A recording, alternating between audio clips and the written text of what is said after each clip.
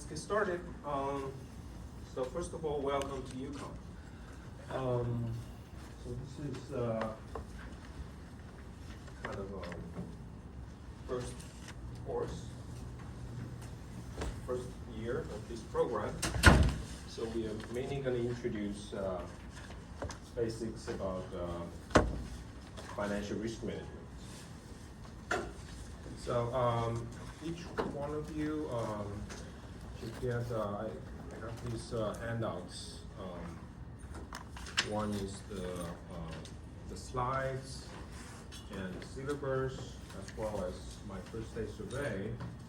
So you get one copy of each.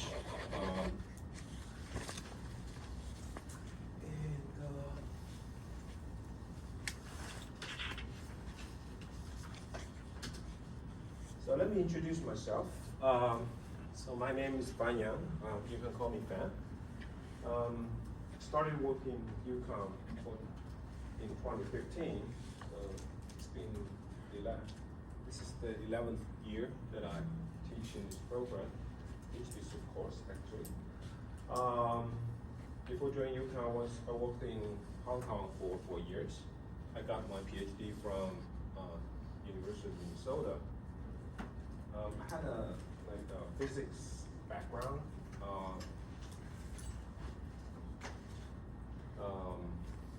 So that made me choose to work in asset pricing, which is a very quantitative area in finance. Risk management is part of that area. So my expertise is mainly about theoretical and empirical asset pricing, including stocks, bonds, credit risk, commodity futures, and derivatives, and also relating all these different assets with the macroeconomics. So if you're interested in any of this, we can talk after class. So I want to, based on my experience, this classroom basically consists of students from very different various backgrounds. So I want to learn a little bit more about you. So let's take 5 minutes to finish the survey.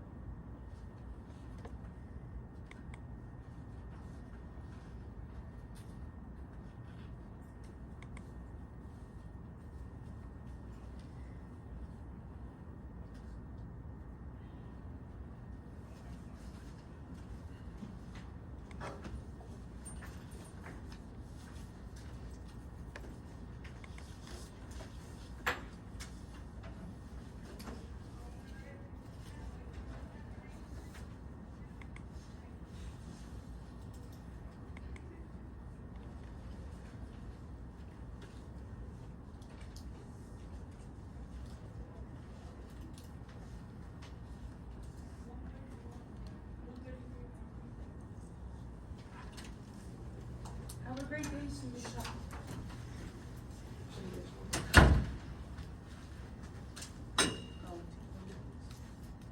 can sit there. Thank you. Sorry.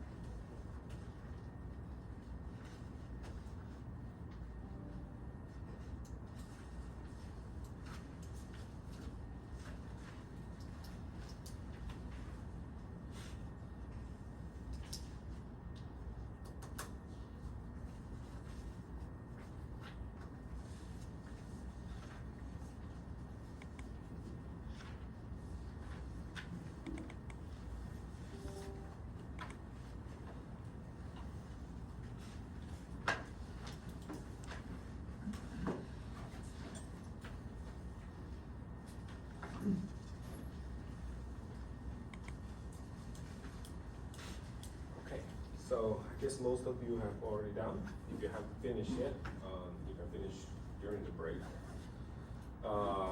And please hand in after or during our breaks. Now, let's just move on. Let's talk about the syllabus. Okay. So this is our syllabus.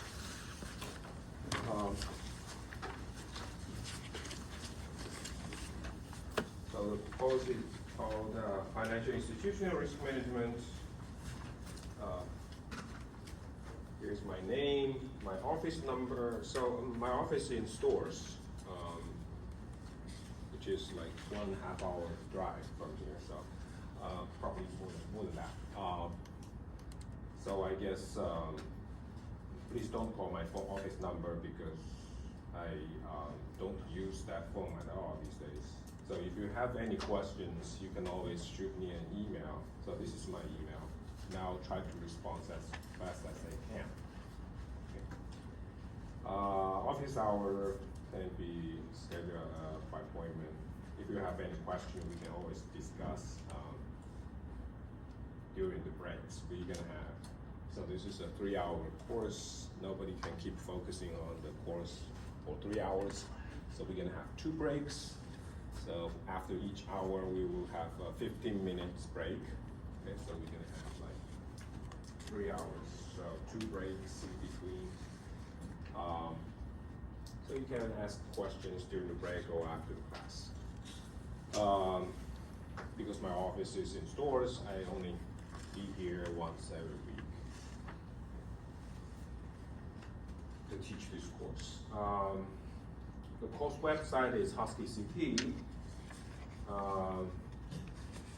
So we will meet every Wednesday from 6 to 9 in this classroom. And our textbook.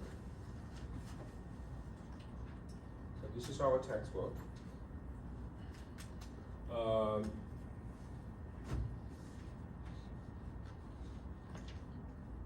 You're supposed to read the textbook, but my slides is gonna cover most of it. There will be homework problems, and the homework problems will be from this textbook. So in order to do the homework, at least you need to borrow from somewhere to get to know the problems that you need to solve to do the homework assignments. So the course will provide an overview of risk management in financial institutions and the important role in our global financial market. We will explore why understanding and measuring and managing risk.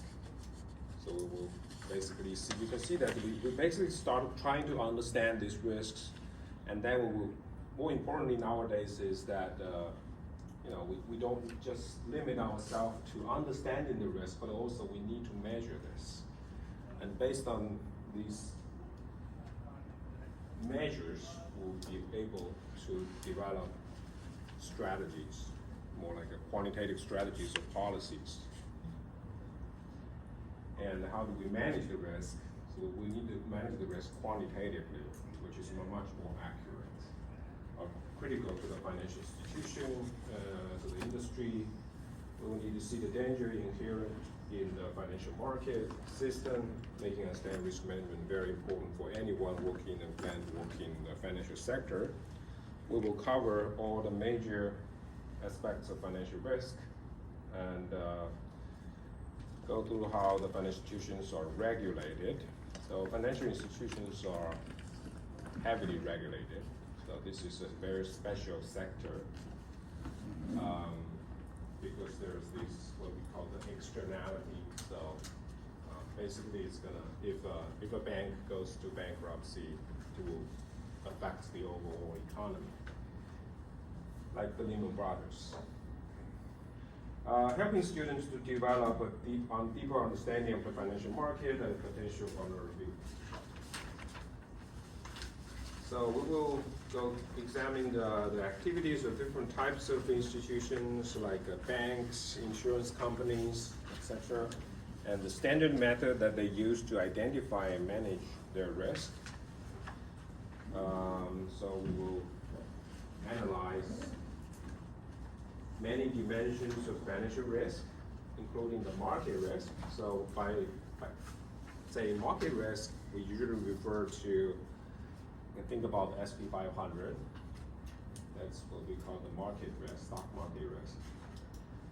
And the credit risk, right? Credit risk is basically the borrower can default, choose not to pay back the money that they borrowed. So that's called credit risk. That's the potential risk. And the volatility risk, this is more advanced. We'll talk about that later. Basically, the volatility itself can change over time, which is, the changes are unpredictable. And the model risk. So model risk refers to the case that, so whenever we try to measure all these different risks, we need a quantitative model or quantitative measure, and that measure could be wrong.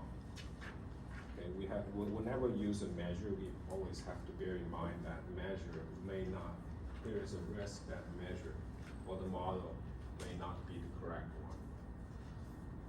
So in addition, the course introduces the key banking regulations, such as capital requirement. We will talk intensively about the capital requirement.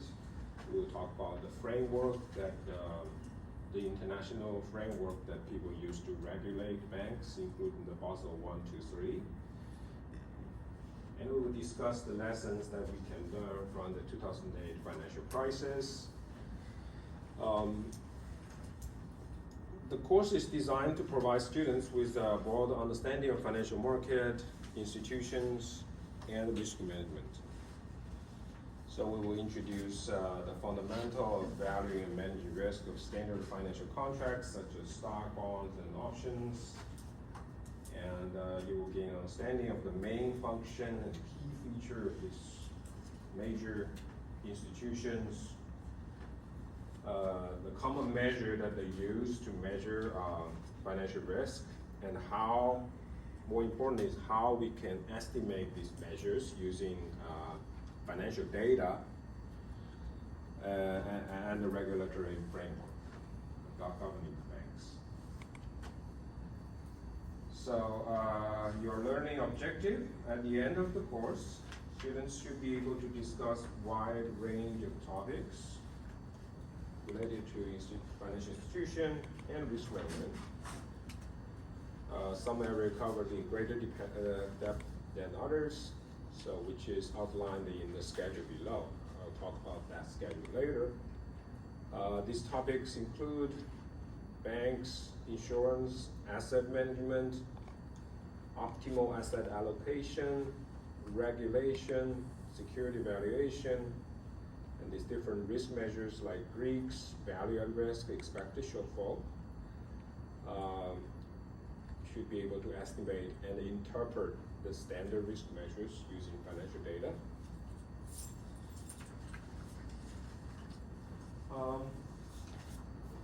So, okay, we talked about the textbook already. So I provide a whole set of lecture notes.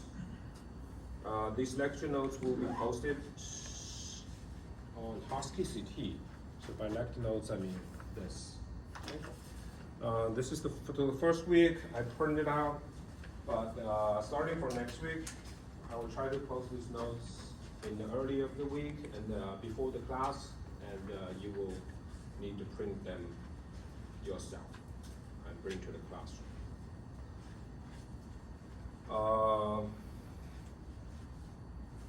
So these notes is gonna synthesize the textbook content and contain problems discussed in class.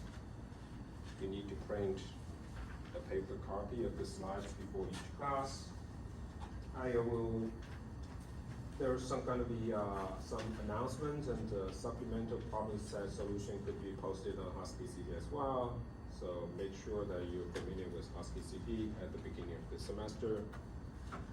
You will need a calculator, either a scientific or financial calculator for homework problems and the exam.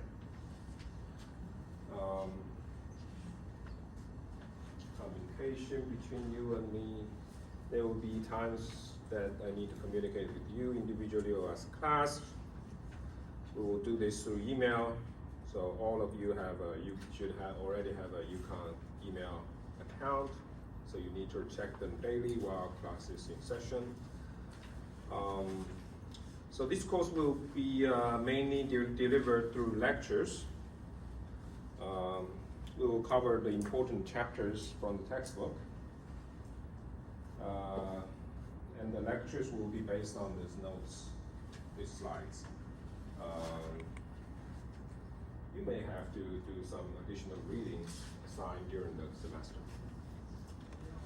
So for the grades, the final grades, there are going to be two major parts. The first one is the homework. So there are going to be 3 big homework assignments, which is 40% of the total grades. And there's going to be a final exam, which is 60%. All the homework assignments should be completed in groups of no more than 4 students. And each group should submit 1 copy. You should submit the homework on time, so late homework submission will receive only 40% of credit. If submitted within 2 days, a few days, and 0 credit thereafter. There will be a final exam, and the final exam will be in person. This is going to be different from last year. So it was always in person before the COVID, and then starting from the COVID, they start to do this online. But this year, it will be in person.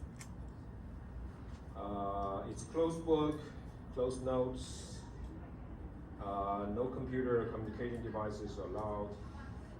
You can use a scientific or financial calculator with no communication capacity.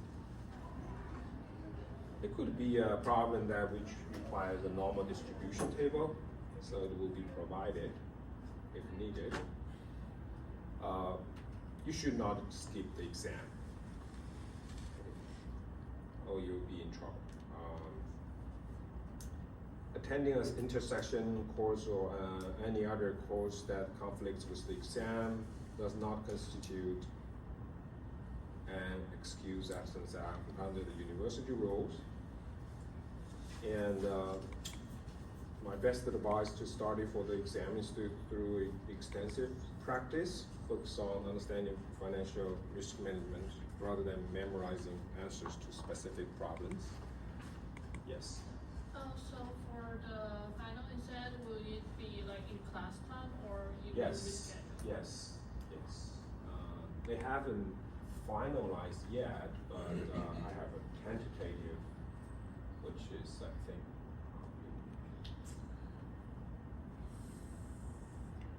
I'm not sure yet. Could be the first Wednesday in December. So after the next Thanksgiving. Okay, I'll need to confirm it with administration. they need to book a room.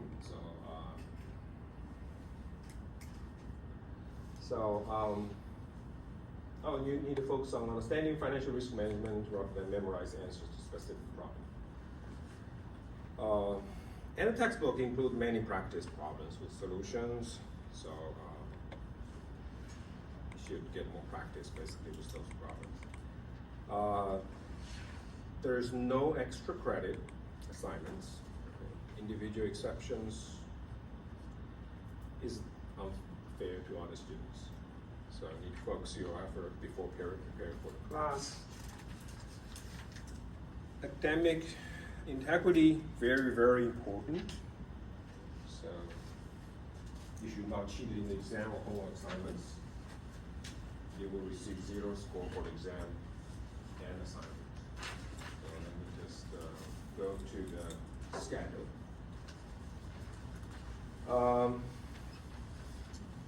So for this semester, this is my tentative schedule. So there are going to be 13 weeks of lectures.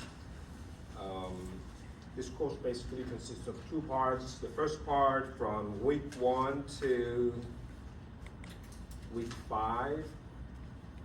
This is going to be more like a financial part of the financial institution. We're going to talk about some conceptual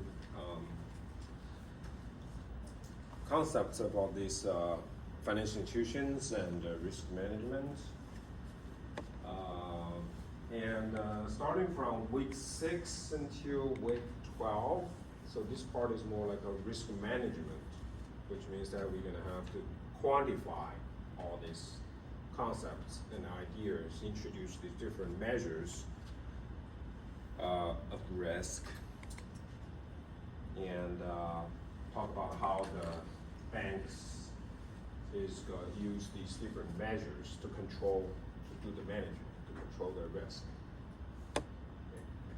Week 11 and 12 are basically about regulation, so this is more like a regulator, the government, how government regulate financial institutions. There's going to be a final review in week 13, and then there's going to be an exam. Any questions? No questions? Okay.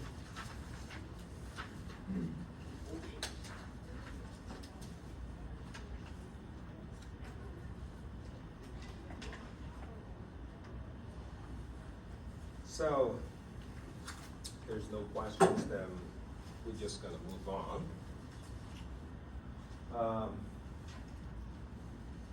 So I'd like to start with like an overview of finance.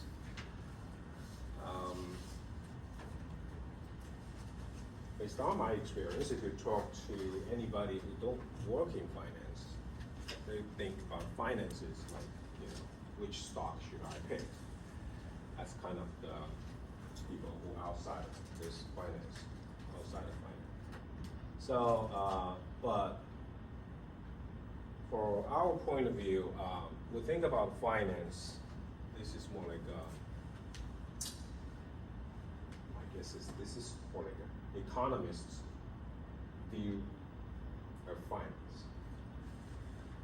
So, there are 2 parts. First is what we call corporate finance, which is from the corporations, especially these big ones. And then there's these households, so that's normal people, just ordinary people. So let's start with this much bigger area, which is corporate finance. So, so you can think about a firm or a company. A company is basically a group of investment projects. You can think about it like a portfolio. Okay, you have a couple of investment projects. So for example, you think about this Apple, right? Apple, so this. Apple is a big company, right? So you can think about Apple as a group of projects. So the project they have iPhone, iPad, Mac. What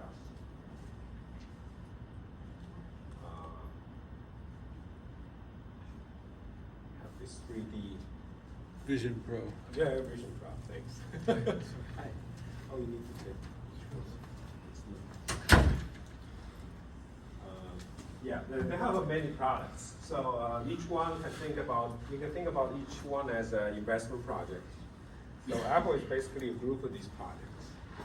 Now Tesla is another company, but now you can think about like, it's basically a group of projects as well. For example, they have Model S, X, Y, and 3. So this is basically a group of projects. So the question is, how do you, in order to invest in the project, you need some kind of there is some kind of initial cost of investing, which can be large these days.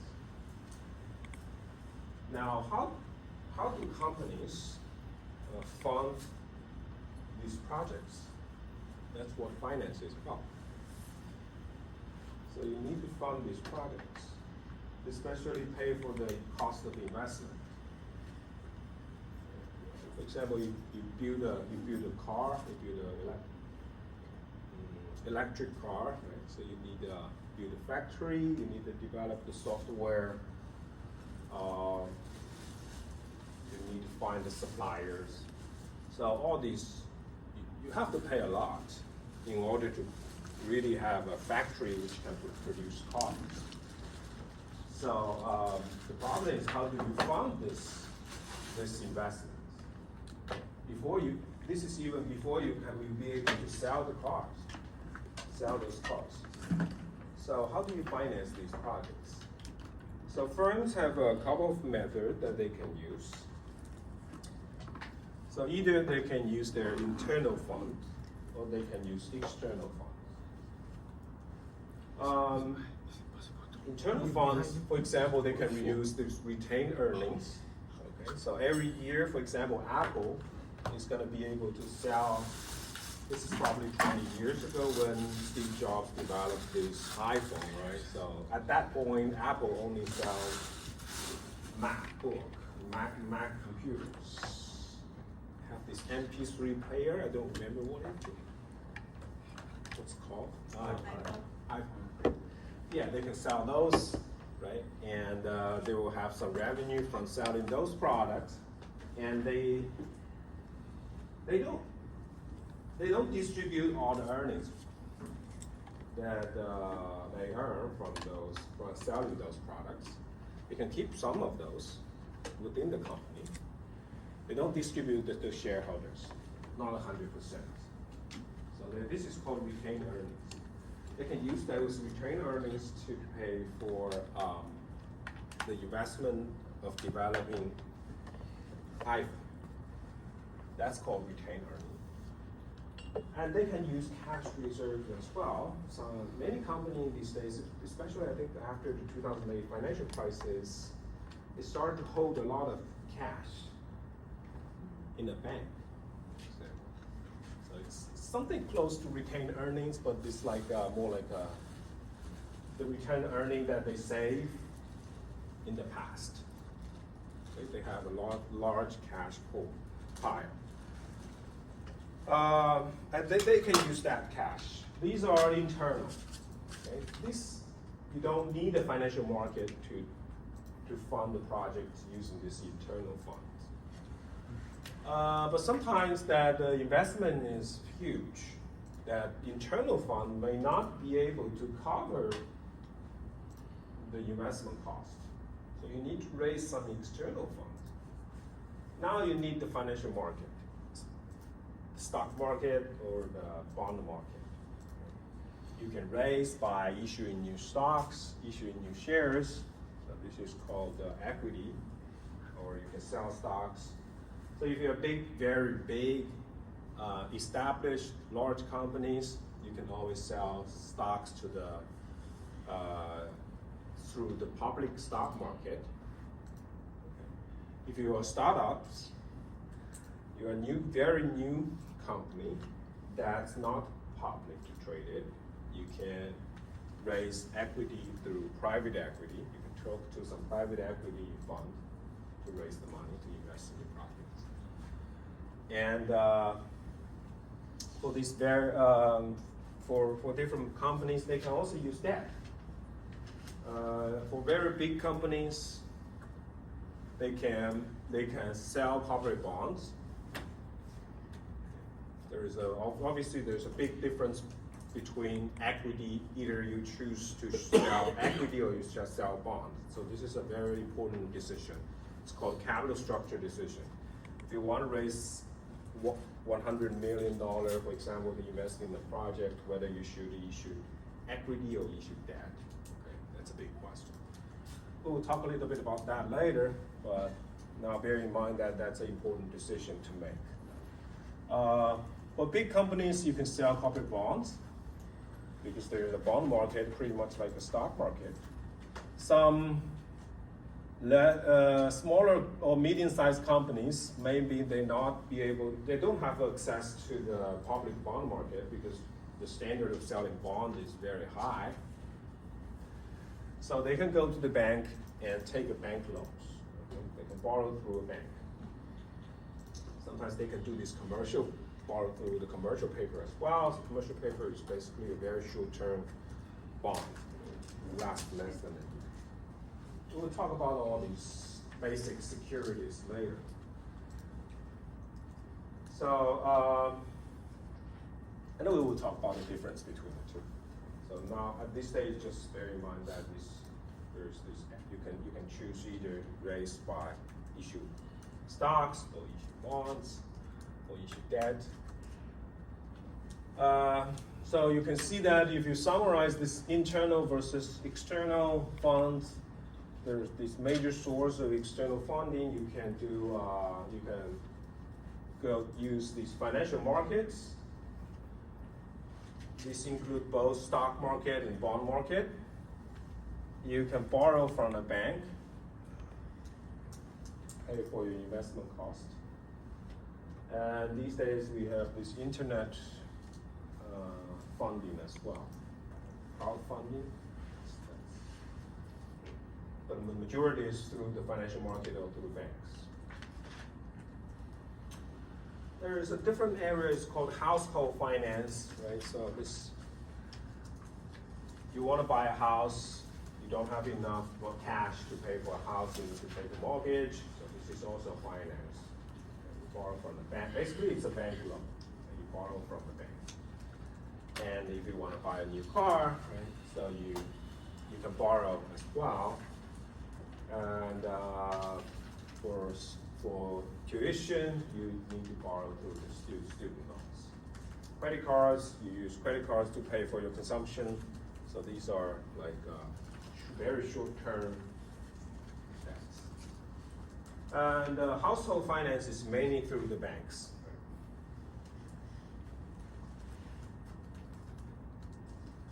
So this different area of finance. So this is my overview of the financial system. So you can look at this.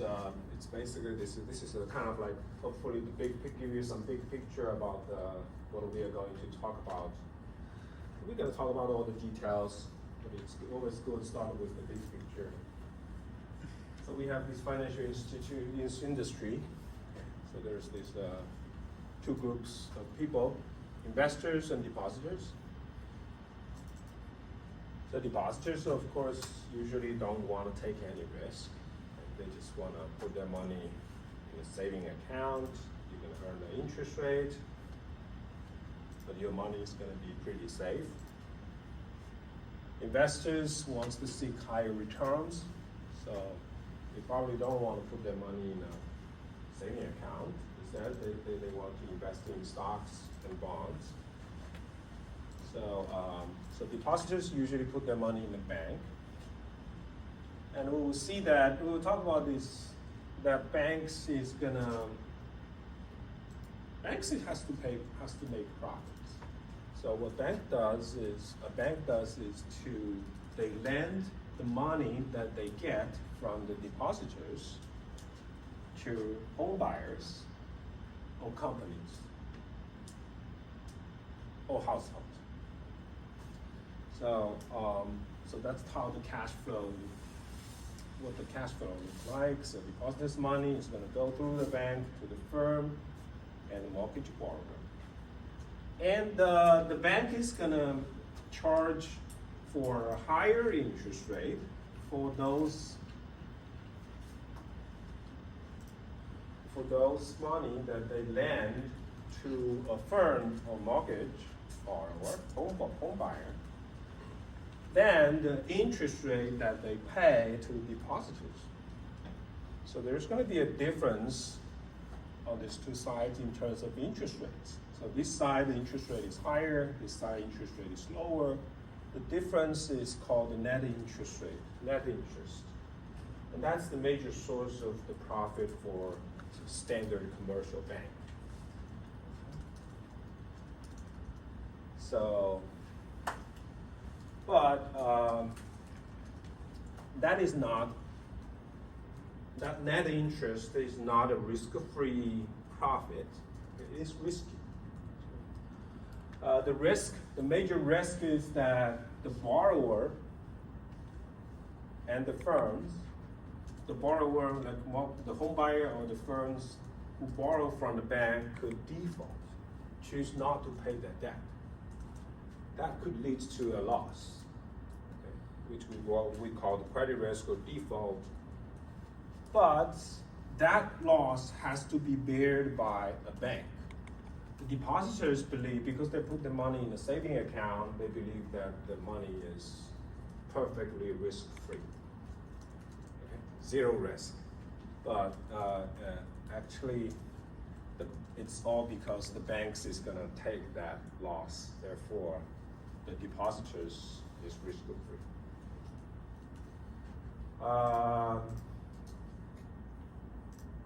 Obviously, that in some extreme case, like in 2008,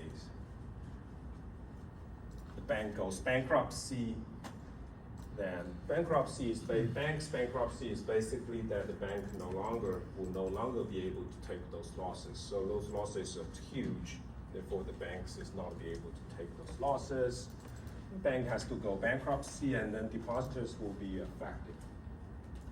And there's this government insurance kind of thing. We'll talk about details later.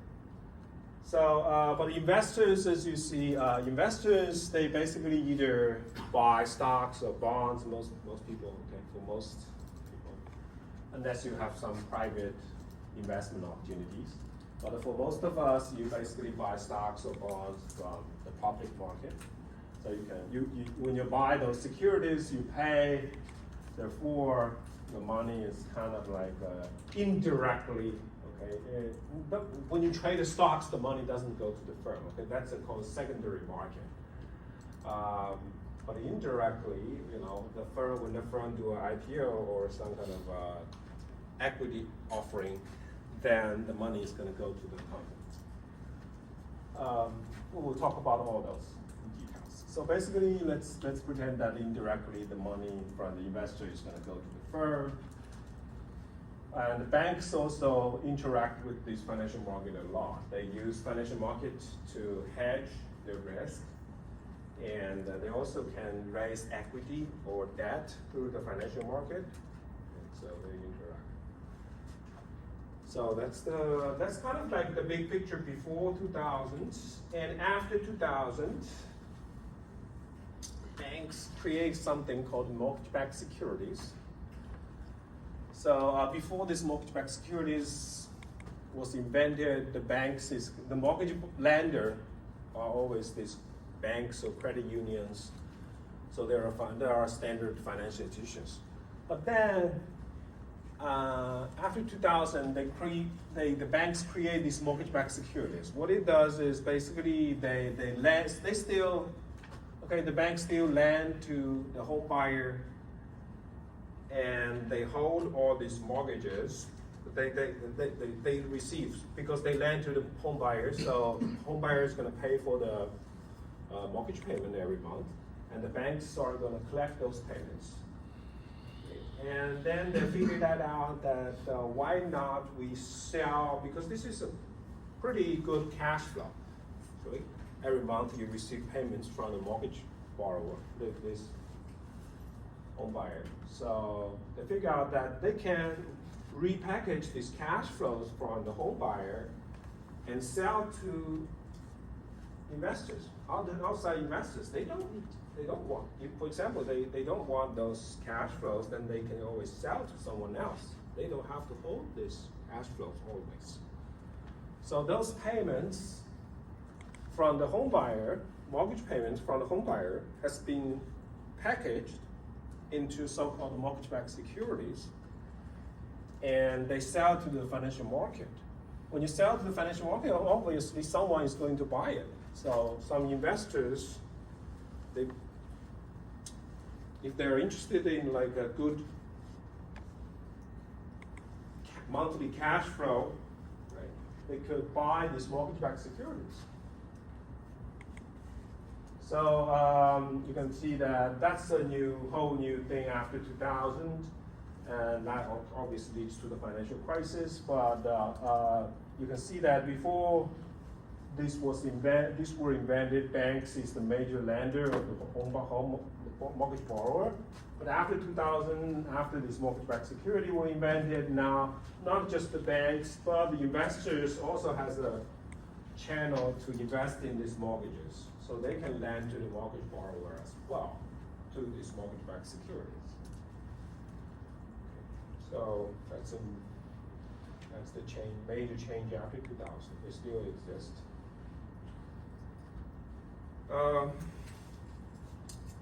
This is the two area of finance, major area. One is called corporate finance, and the other is called asset pricing.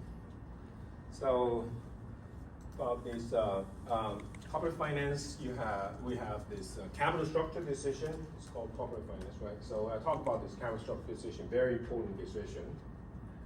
Is if you want to raise $100 million to invest in something, in a project, whether you should raise new equity or new debt. And you could see that nowadays, because companies hold a lot of cash, you can think about like this is because of the decision whether you want to include in cash. Previously, cash is very minimal. Usually we have this idea, so I guess this is, companies don't like to hold cash previously. The reason is because cash is very costly.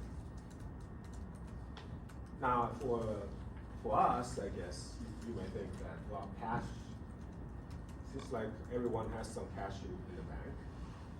Why cash is costly? The problem is from the shareholders' view. Companies always want to make their shareholders happy. In terms of shareholder always is going to complain if you have too much cash on your balance sheet. That basically means that you don't invest in new projects. Why don't you give me the cash? Give me back through this so-called repurchase or pay dividend. I should get back my cash. Why don't you put so much cash on your balance sheet? So that's the idea before, I think, the 2008 financial crisis. And then afterwards, companies like to hold a lot of cash. It's more like for a risk management point of view. So if you have more cash, you have more flexibility. That's their main arguments. Because if there's a crisis, you have enough cash, you will be able to survive and pay all those costs. Even if your revenue is low, your sale is much lower, but since you have so much cash, you'll be able to survive a crisis. That's why they like to hold a lot of cash these days. Some people will say, well, they can raise equity or they can raise an external fund in a crisis. Actually, they cannot. The equity market is freezed. It's frozen. So you won't be able to. Usually, if there's a crisis, equity stock market is going to crash. Nobody would like to invest in newly issued stocks. So in that times, usually they just don't be able to raise the money. Therefore, they want to keep some cash within the company. Okay? So that's a kind of a new trend. They're holding a lot of cash for companies. Corporate governance is another big important area. So like, how do you make, as a shareholder, how do you make the CEOs work for you? We always read this news, right? So the CEOs of a big company bought a new expensive jet, the plane, and some kind of boat, very expensive boat. So now you start to doubt whether the CEO works for themselves or the company. So that's an incentive problem. And among others. Asset pricing, this is where I work. This is my area. So the main interesting part about this area is the risk premium. Asset risk premium. I'll talk about this, I guess, next week when we talk about CAPM. Stocks, bond, foreign exchange. So, well, I guess for most people, these words are too theoretical for you. Basically, it's more like, I guess, in plain English, it's predicting stock returns. We have this efficient market hypothesis, which basically says that stock return is unpredictable, 99% true.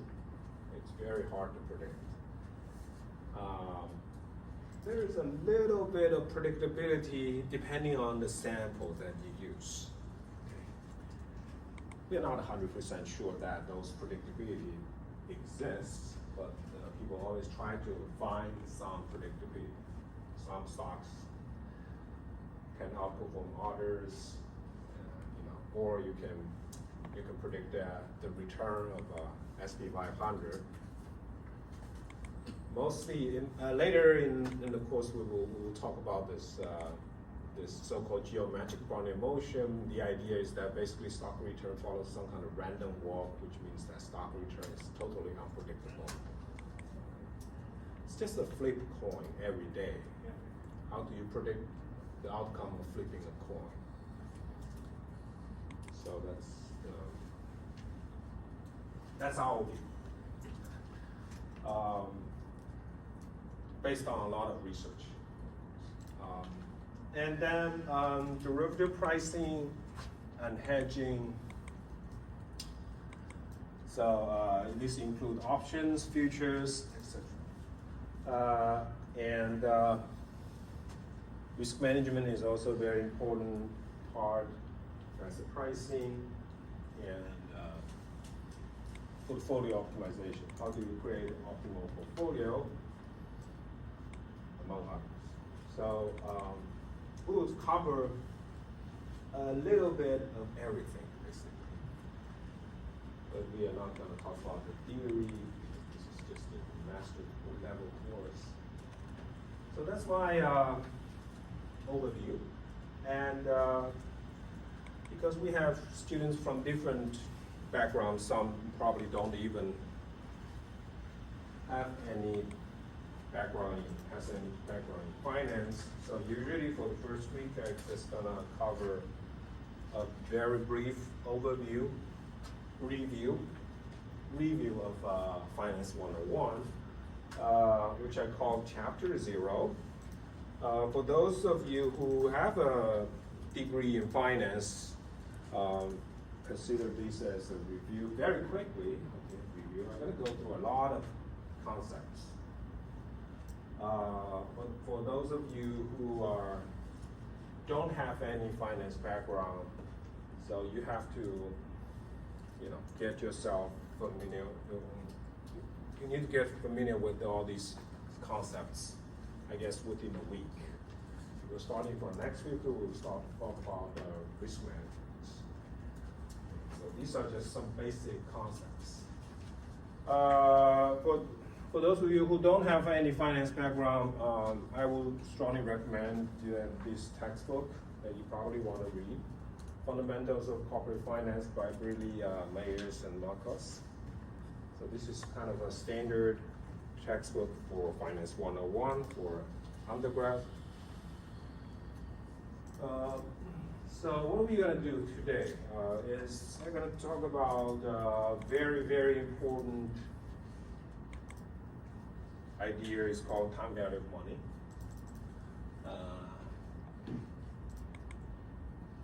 And that's basically the foundation of finance. And based on that, we are going to talk about bonds and stocks, and in general, how do we value bonds and stocks. Start with time value of money. The time value of money is basically related to this so-called interest, or interest rate. So what is interest? Just as rent is the landlord's compensation for the use of these apartment, investors needs to be compensated for use of their money. So we're gonna call this rent for the use of money as interest. So basically, I guess for most of us, it's very straightforward is that you put the money in a bank, you're gonna earn interest. In a saving account, you're gonna earn interest. So $1 today is more than, so because of the interest, right? If you put a $100 in a bank, you probably got a $101. These days, I guess you're gonna get $103 or $4 a year after. So $1 today is worth more than a $1 in the future or a year later because of interest. You're gonna receive interest. I had these comments. I had this little bullet points. I guess about 10 years ago. This is falls under non-zero, non-positive interest rate because I guess before the COVID, interest rate is close to zero. People always worry about that. At some point, we will have a negative interest rate, as like in Europe. I think at that point in Europe, they do have some negative interest rate, which means that you have to pay a bank to take your money. Okay, to help you save your money, you have to pay. If you put $100 in the bank, you get less 1 year later. Less than $100. So that's negative interest rate. But that was like before COVID. And after this, of course, even during COVID. But afterward, nowadays people don't talk about this anymore because interest rate is so high these days. So interest rate is positive. So we have to assume, so at this point, let's assume that interest rate is positive. If interest rate is positive, then $1 today worth more than a $1 in the future. So that's the whole point of finance. So this is called time value of money. We introduce a very important concept called time value of money, but we can quantify this by looking at this timeline. Because you have time value of money, you have put these cash flows, future cash flows, on a timeline. For example, you have 100, 5, 6, 10. So that's important, that you have to identify each cash flow or money that you receive or have to pay on this timeline. Because each one of these is different. This is not 100 today. This the value of this $100 is not $100 today. Same for all of these. So that's called time value of money. And if you don't consider this time value of money, you will say, well, let's just put them together, let's add them together. That's wrong. You cannot do that. Probably say, well, I guess if you never learn finance, you're probably going to take the sum of all this and come up with a number. Let's say, 6,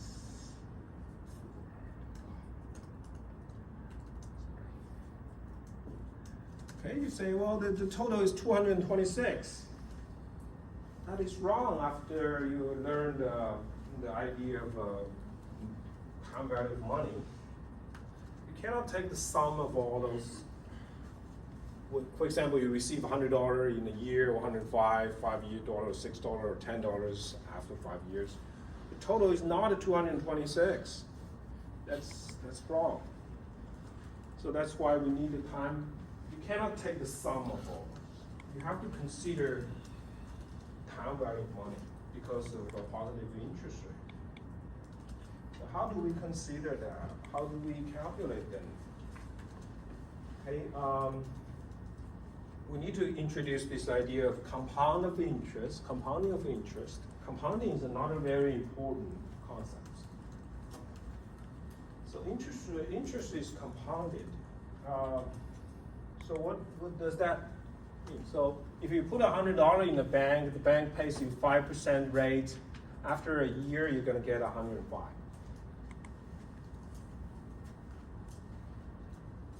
Now, the compounding basically means that you're gonna earn interest after the first year. In the second year, okay, you can earn 5% on that initial investment of $100. You can also earn interest on that $5 payment from the bank if you don't withdraw the money. Okay, if you still keep that $5 in your saving account, you can earn interest on that $5 as well.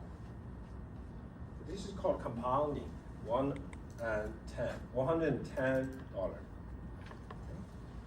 And this is your money is gonna grow every year. So this is called compounding of interest.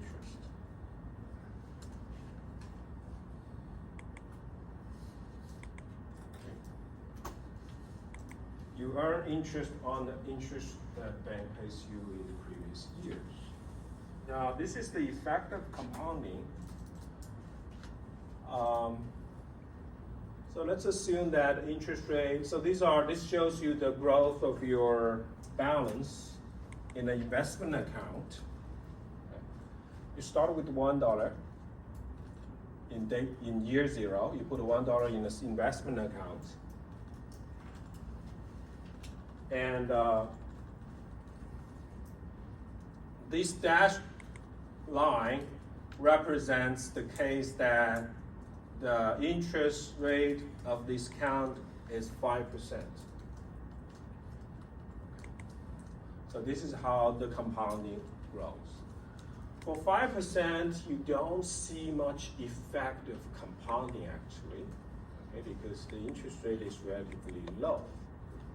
But if you look at when account pays interest rate of 10%, this is the solid line. You start to see the effect of compounding because this grows. This is not linear anymore. This is some kind of exponential growth. You can see that in the future, longer horizon, your growth is faster. Okay, your balance grows faster. And if you can be able to get an interest rate of 15%, this is even faster. You can see, right? This is very obviously the growth is so-called exponential growth, which means that the longer the horizon, the growth is even faster of your balance. So normally, I guess for the history of for over the last 100 years, the Treasury gives you about, I guess, Treasury like maybe something like 5%. Okay, interest. If you invest in the U.S. Treasury bonds, you're going to get something like this. You grow with your wealth. But if you invest in SP 500, SP 500 over the last 100 years gives you an annual return about 10%. So you're going to grow like this. Obviously, that's a risky investment. We're going to talk about that later. But the average is about 10%. So because it's risky, it starts to, it won't be like a smooth curve. Okay? This smooth curve is only for risk-free assets because it's risks. There's risk going on, so there's uncertain. But you can see the effect of compounding from this picture, especially over the longer horizon. So let's look at this example. So this guy is called Peter Minuit. Bought Manhattan Island for $24 in 1626. Was this a good deal? You need to answer to determine how much $24 worth in 2025. Let's assume that you can compound at 8%. Well, 8% is pretty high interest rate. It's not. It's definitely a risky. But consider real estate in Manhattan Island. I think 8% is not a bad rate that you use. So let's do this. Oh, we need a break. That clock is wrong. Let's take a break, and we'll 15 minutes, so we'll be back in 7:15.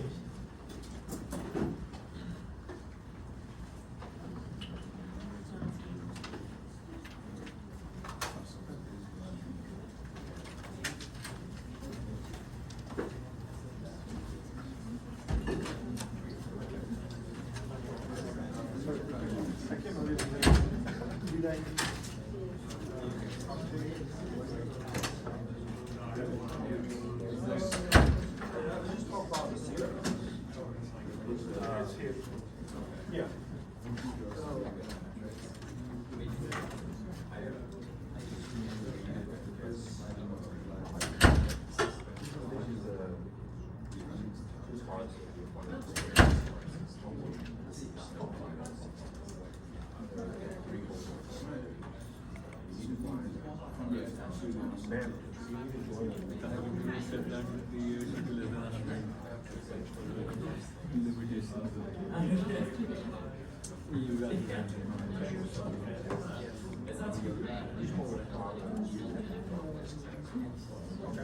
So this is the text.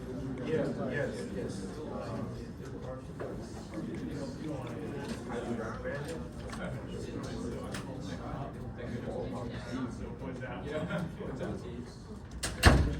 There's going to be a final exchange, which is going to be proposed.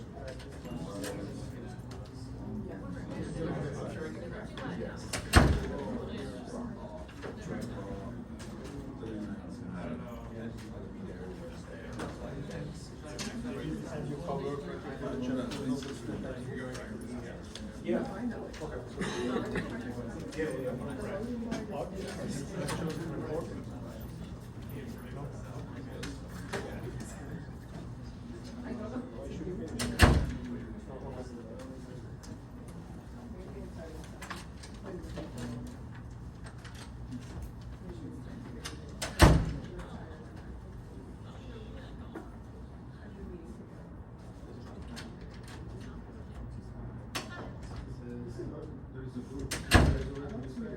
No, I think we don't decide it right now. I think we should decide it like when we have other talks.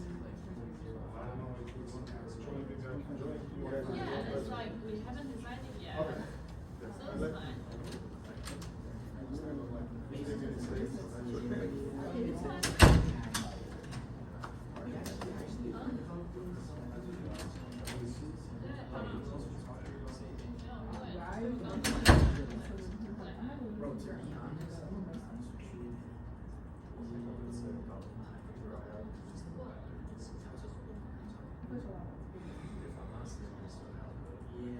Yeah.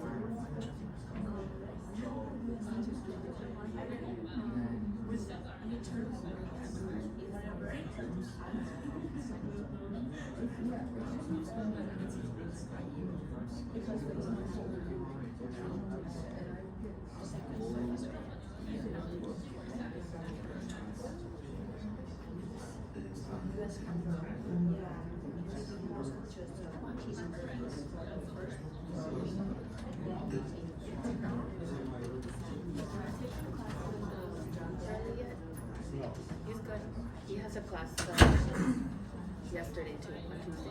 What's the class? I can find that number, but it's finance something.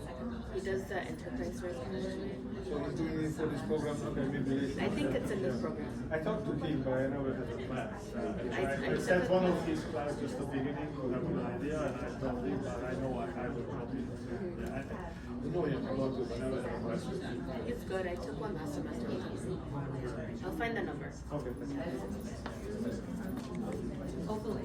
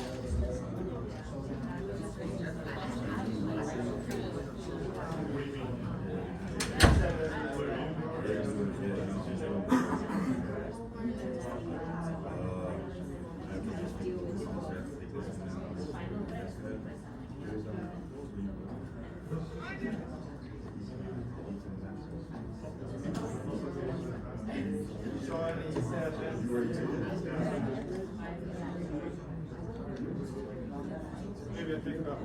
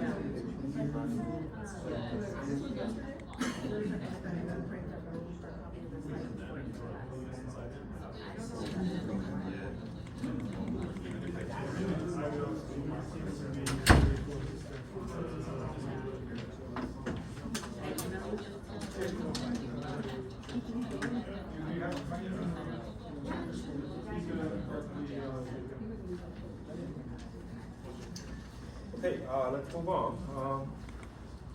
Please hand in your first day survey in the next break. Okay, let's go back to this this example. Does anyone has an answer? Is this a good deal? Yeah. 520 520 trillion. 20 trillion. Trillion? Yeah. 24 times one. Let me count the 108 number. The times. zero, number of zeros. Oh, wait, it's maybe quadrillion. Yeah. Thousands, millions, billions. How many zeros is a trillion? It's 10 to the 14 essentially. 12, right? 12 zeros. So billion is 9. Trillion's 12. It's Trillion 520. It's which yeah, it's something quadrillion. like 520, Yeah. 520 trillion. How much does Manhattan Island, the total wealth, worth, value? Do you think it's gonna be more than that or less than that? Nowadays, value of Manhattan Island, all the buildings. Less. Less, Less. sure. So was this a good deal? Was 8% the right interest rate? Huh? Was 8% the right interest rate? Yeah. Say it again. Was 8% the right interest rate over all the time? I think it some kind of makes sense because it's if you buy this is a risky asset, so it should be something higher than the risk-free rate. Risk-free rate in the long term is something like 4 to 5%. But what was it 300 or 400 years ago? Yeah. So 8% is a little bit high, but not crazy number. But there's some other issues here. Okay. For example, we have counting all these cash flows, this rent from Manhattan Island every year. So if you own Manhattan Island, you're going to collect all the rent from this island every year. But when we do this calculation, we ignore all of those. That's a big part. There's apartments that go for over $100 million. Right. So, but anyway, this is just an example. I'm trying to show you the effect of compounding. Okay. For those of you who don't know what we are talking about, this is it's just a simple calculation.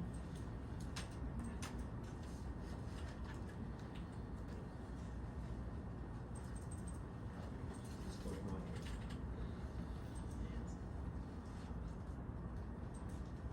Oh no.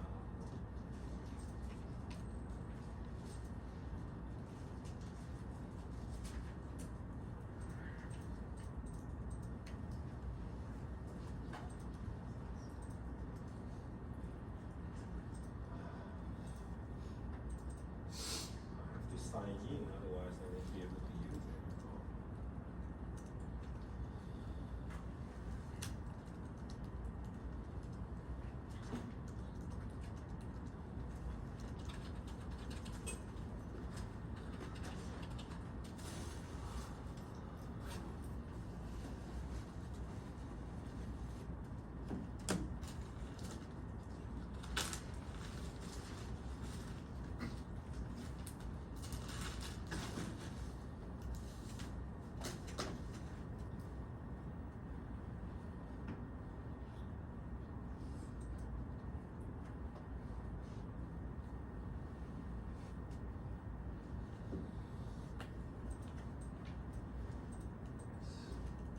Still doesn't work.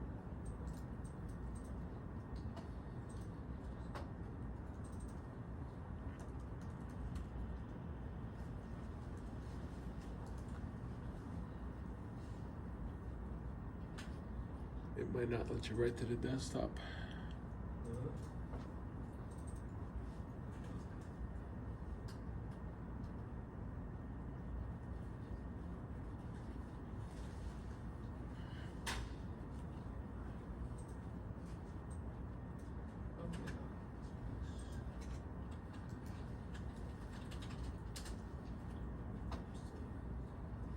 I just try to make it bigger, so.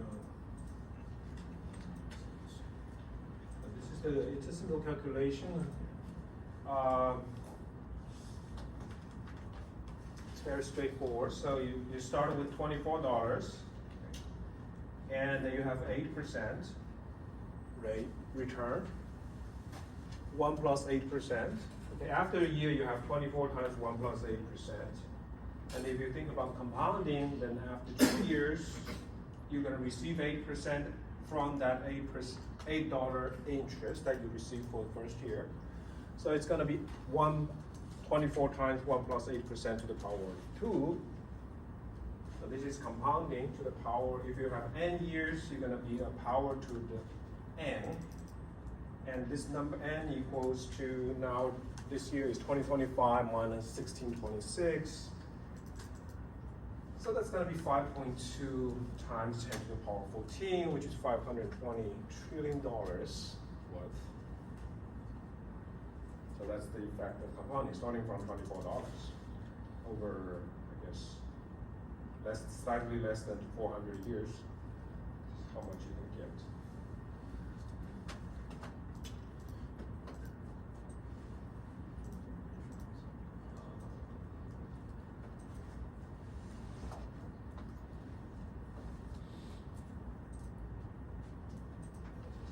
Show you the effect of compounding over 8%. Okay, now there's another concept based on compounding is compounding frequency.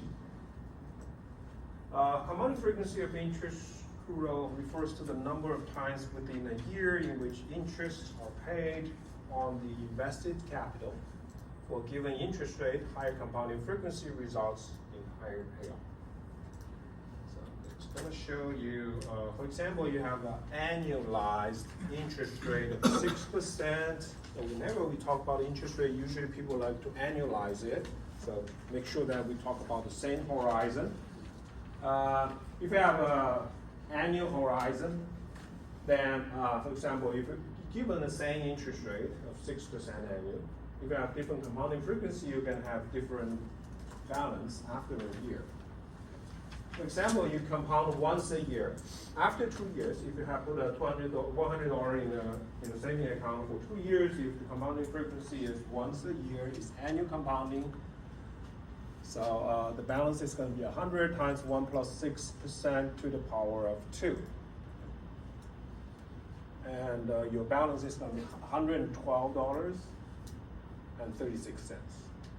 But if you do semi-annual compounding, which means that you compound twice a year, every 6 months, so this is how you calculate your balance after 2 years. First of all, because you have 6 months, you compound twice a year, so this 6% is the annual interest rate. So you have to divide it by 2 to get a 6 months interest rate. So you divide it by 2. Every 6 months, your interest rate is 3%, and you compound once every 6 months. So the total number of periods is going to be 2 times 2, which is 4 over 2 years. So the balance is going to be 112.55. And you can do quarterly compounding as well. You compound every quarter. Now you have 4 periods per year. So this 6% is annualized interest rate. So every quarter, 6% divided by 4, that's the interest rate for each quarter. And for over 2 years, for 1 year you have 4 quarters. So over 2 years you have 8 quarters. So you compound 8 times. Over 2 years, so this is your final balance. You can do monthly, you divide it by 12, you get monthly rate, and over 2 years you have 24 months. So that's your balance. So you can see that if we increase the compounding frequency, your balance is going to increase in compounding frequency. And at the end, there is an extreme that you can get, which is what we call a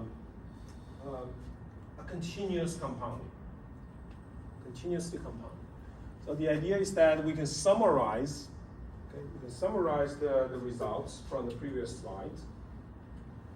You can summarize all these equations into a single equation to get the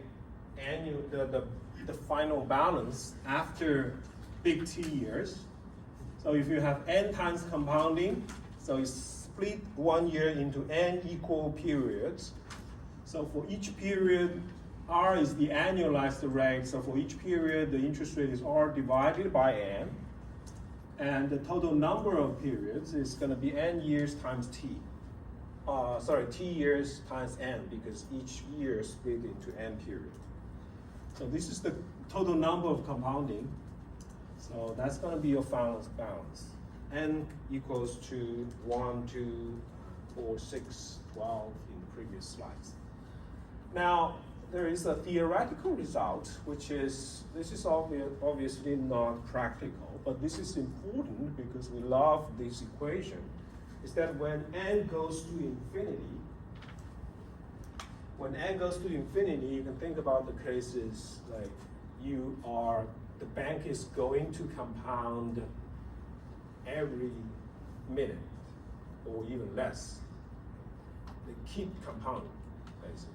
For infinite small amount of time, they're going to help you compound. In that case, you basically have infinite number of periods in a year. In that case, this equation is going to converge to this equation. So this E is a constant, basically. This E is a constant, which is slightly big. It's a number between 2 and 3. It's a constant. So this is this exponential function to the R and T.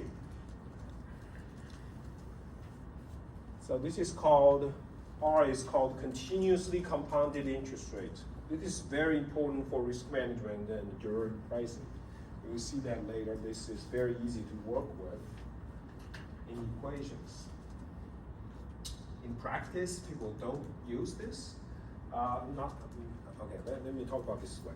In everyday life, when you go to a bank, you never see a bank provide you a continuous compounded interest rate. Okay, when you go to a bank, if you want to deposit some money for a fixed maturity, right? They never give you any continuous compounded interest rate. But this is important for, like, if you're a professional in finance, people will use it in the bank, in a financial institution. They don't provide this to their clients. So this is called continuously compounded rate. We can do some calculation here. So for example, if annual continuous compounded interest rate is 6%, you invest $100 for 2 years, what's gonna be your balance? Take maybe 1 minute. Here. Do this calculation here.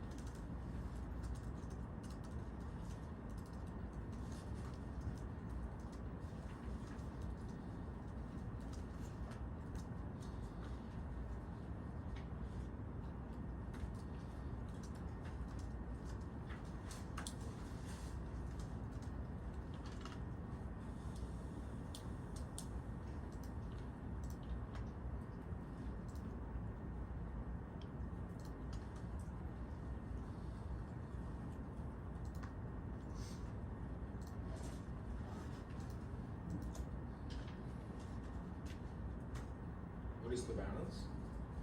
$112.36. 36.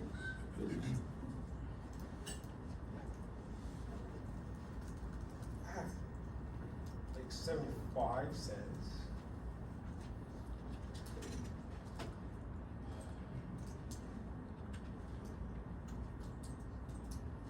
Just need to use that. You multiply instead of raise to the exponent.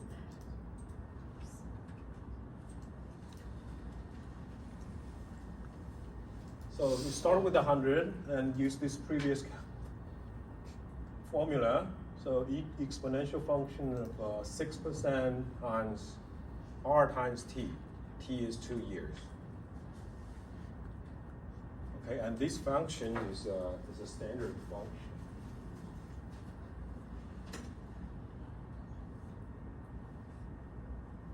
For example, you can use Google.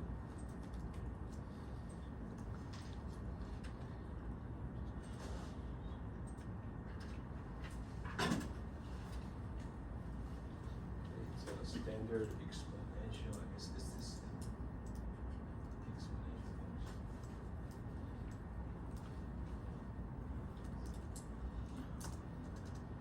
What I did is 100 times 1.06 squared to get what I got.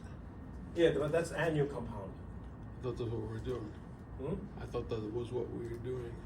No, that's not. That's annual compounding. We're trying to do the continuous compounding. Oh, I didn't see that. Yeah. So the exp is the Excel function, right? Yeah.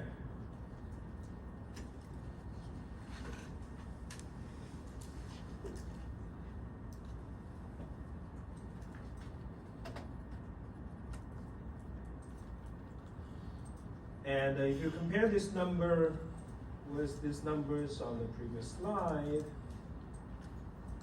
you can see that the balance is higher than monthly compounding. So this is consistent with the previous pattern that we see, that the balance increase in compounding frequency. Because continuous compounding is more frequent than the monthly compounding. So this is kind of like, given this, you can think about this as this number as these, given the annual rate is 6%, this is probably the highest buying balance you can get by increasing compounding frequency, because this is already infinite number of compounders. So this is called continuous compounding.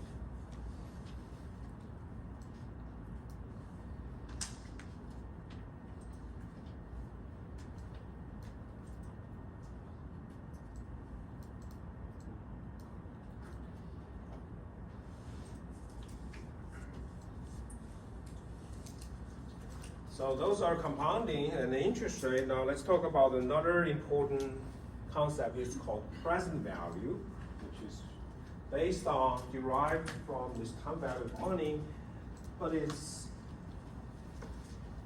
very, very important because you can imagine any asset prices or any stocks, bonds, prices can be think as present value. They are just present value.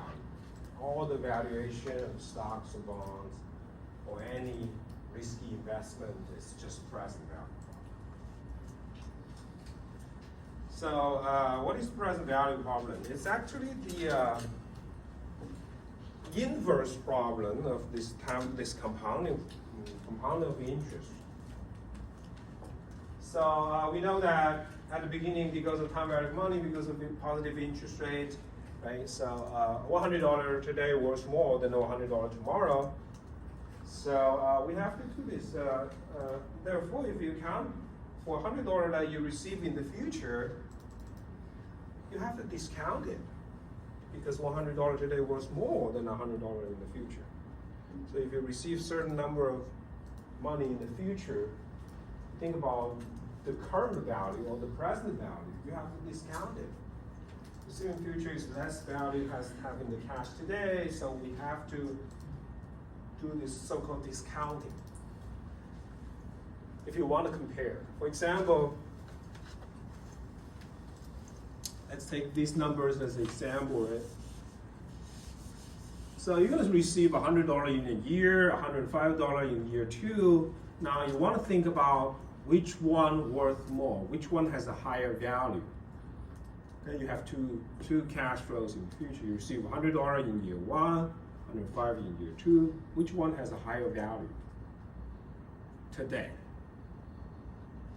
For example, I ask you to choose between the two. Which one do you want to get? You obviously want to get the higher one, the one with the higher value.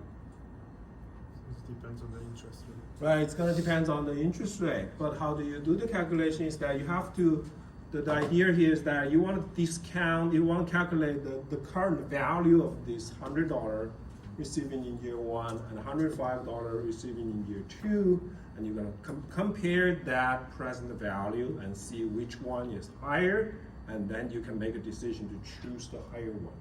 But now how do you calculate the value of $100 receiving in year 1? Obviously, because of the interest rate, the value is less than $100. So we're going to call that process called discounting. So we have to discount these two cash flows to date 0. Right? That's the idea. How do we discount it? We know that it has to be discounted because you always want to receive the money earlier rather than later. How do we discount it? So this involves something called discounting. So this is the formula that people use. So you have future value, to think about the future cash flow, divided by 1 plus r to the power of t. Okay, this is just the inverse of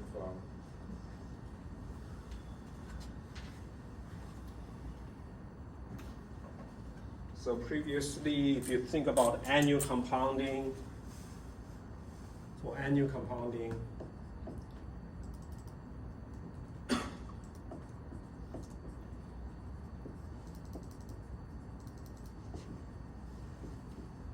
rate, your balance, let's say your future value is gonna be your current, if you put $100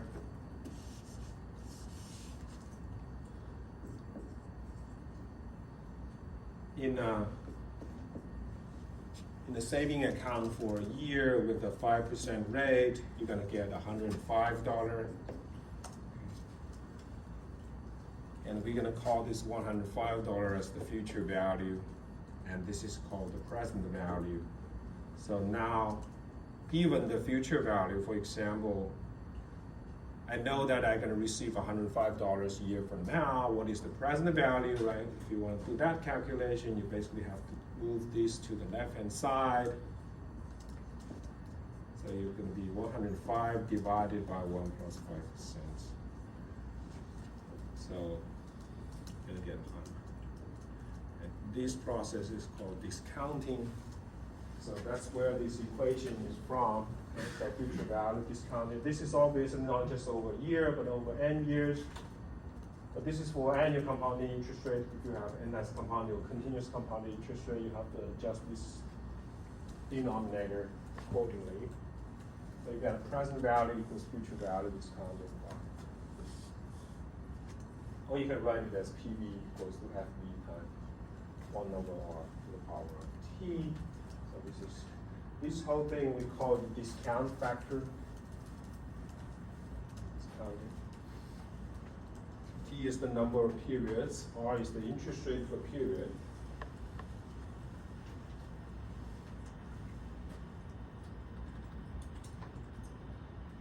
For example, you can calculate the present value of $127.63 received in 5 years at a 5% rate. So if you do the calculation, I think this number I get it from the previous slide. Maybe not.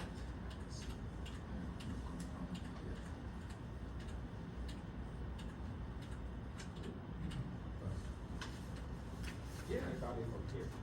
So you can see that if you save $100 at the beginning of this 5-year period, at the end your balance is going to be 127.63. This is your future value.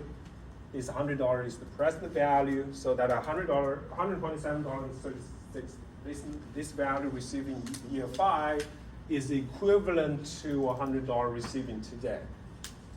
Okay, because if you receive $100 today, you put in a saving account, you're going to get exactly this number 5 years later. So that's the idea. So if that's true, right, so we can calculate the present value according to that future value discounted, you're going to get the present value. So the discount factor in this example is this whole thing in the parentheses. So that's 0.68335. So you can think about this discount factor. This discount factor is basically the present value of receiving $1 5 years later with a 5% interest. Oh, forgot to mention that if you have any questions, you can always interrupt me and ask a question. So that's the discounting.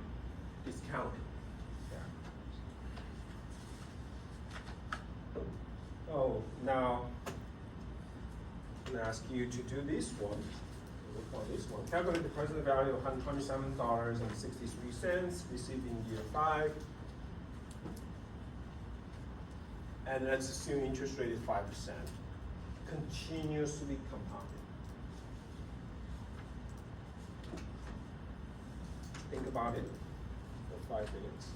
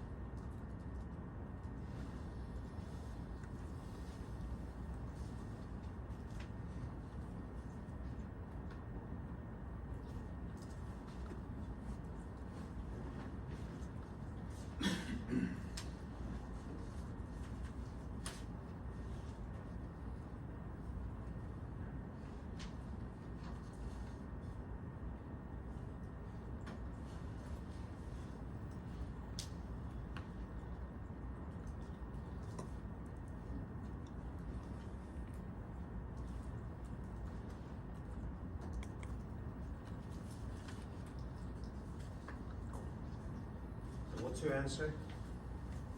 99.40. 0.4. Right. Thank you.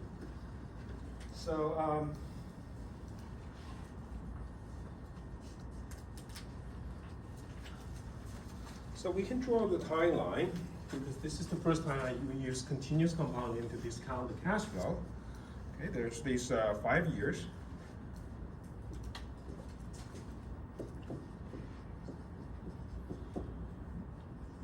This is today, date 0, and you're gonna receive $127.63 in year 5.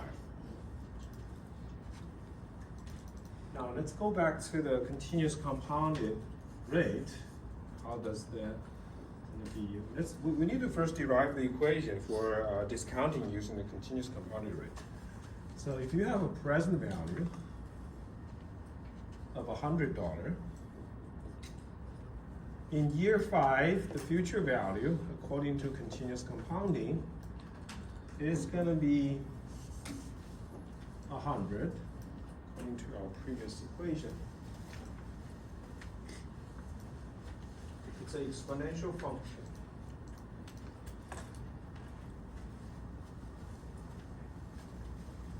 So it's going to be e to the power of r times t. And this 100 is basically the present value. So now you have to move this to the left-hand side. When you move this to the left-hand side, you're going to have to divide it.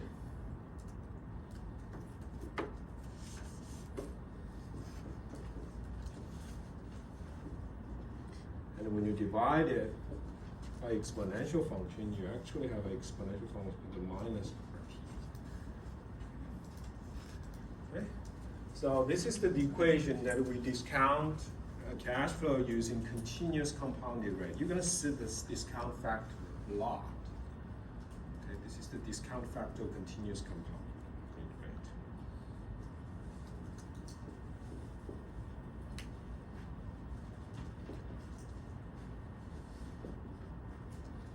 Continuous.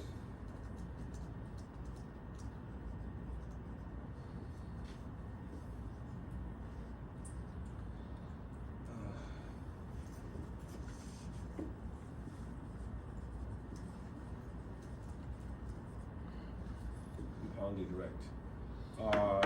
And now in this case, right there, show you on this slide.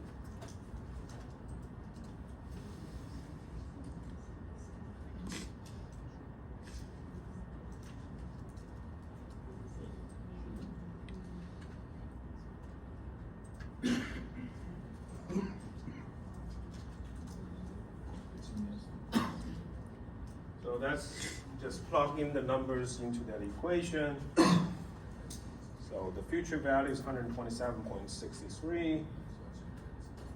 5% rate, T is for 5 years. So that's the present value.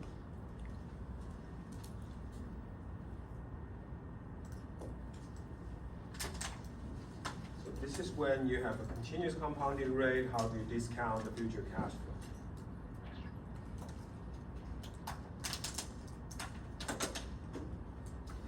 Continuous compounding rate is very popular in finance.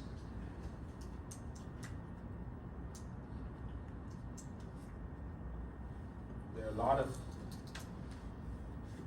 advantage of using this continuous compounding rate. We will talk about this later, especially if you look at interest rate risk.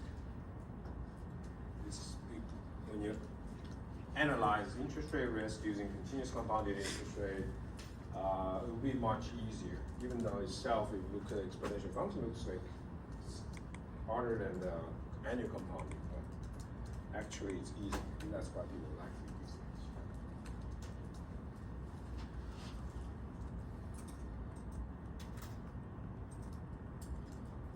things. Okay, so this picture shows you the present value of $1 for different horizon.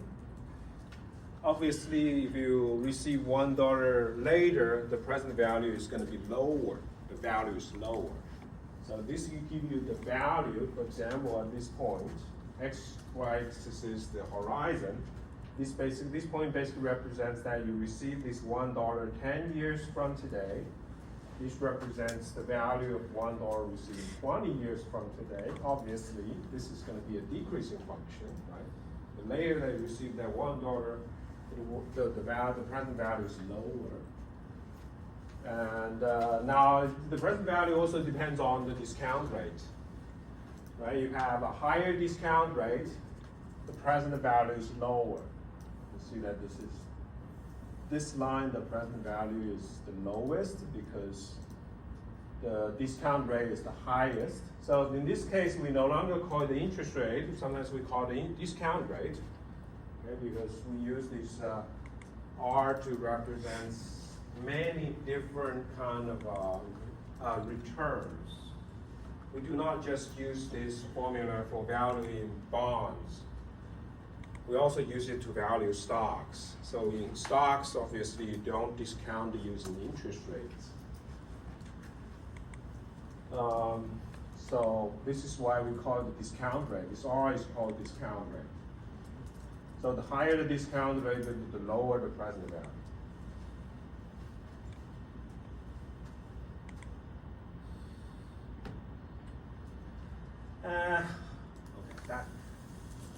If you're in an undergrad program, this is going to take you a whole semester to understand the present value. Now we just takes us like 20 minutes. So this is, I said, is a quick review. So if you don't have any finance background, you better check out a textbook and read the corresponding chapter. The net present value is based on this present value. This is not just the present value of cash flow that you receive, but also include the present value of cash flow that you have to pay. So it represents inflow versus outflow. You put them together. It's called net present value. Present value of inflow minus present value of outflow of a project. So this is usually used to do capital budgeting, okay, where to choose whether you should invest in the project. If theoretically speaking, if you have a positive NPV project, which means that present value of the inflow is higher than present value outflow, you should invest in that project. Because when you invest in that project, you have the present value of that project is positive, so it's going to increase the value of your firm. As I said in the beginning, right? So a firm is basically a group of projects. So if you keep adding positive NPV projects into that group, your firm value is going to increase. When your firm value increase, basically, what we see is that your stock price is going to go up.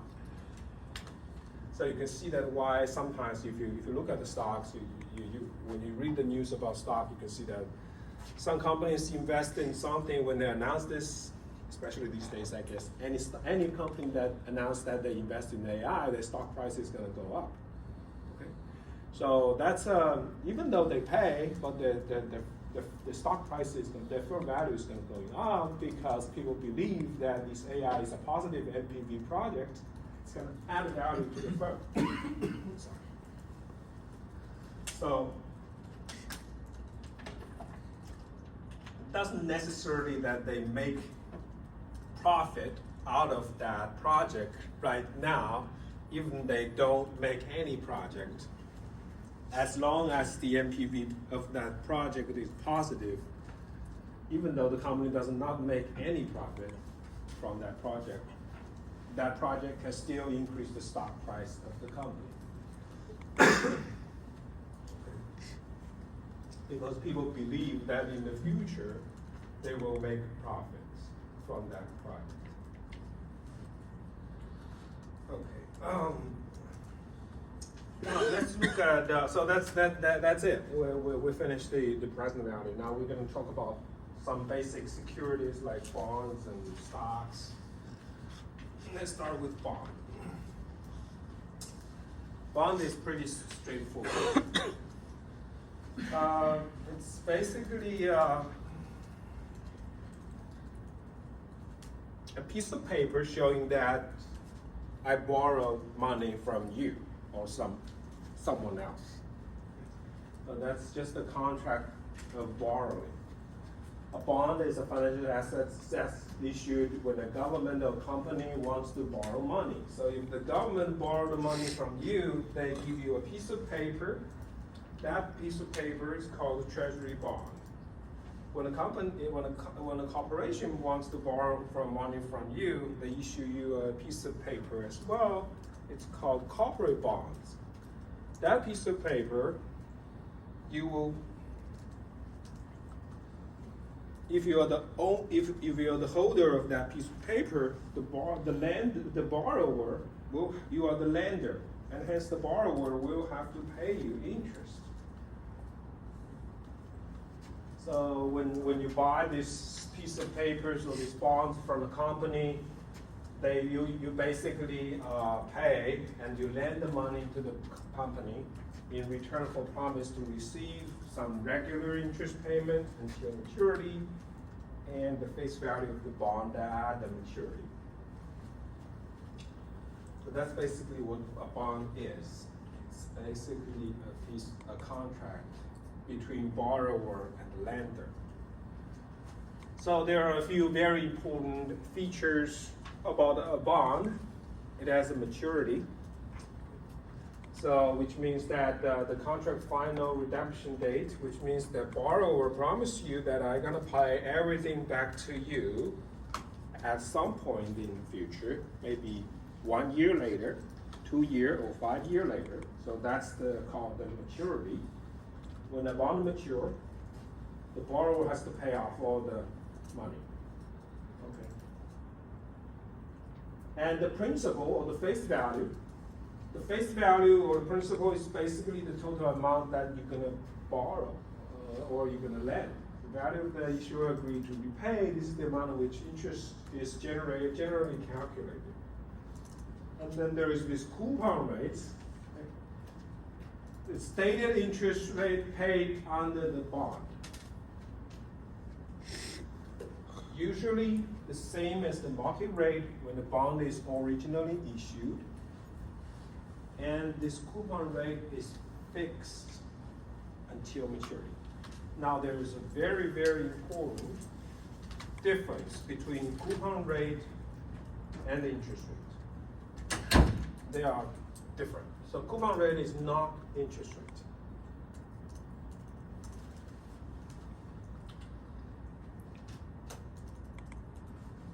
Okay, so we're going to talk about the difference, emphasize this difference. If you hold the bond to maturity, it doesn't really matter.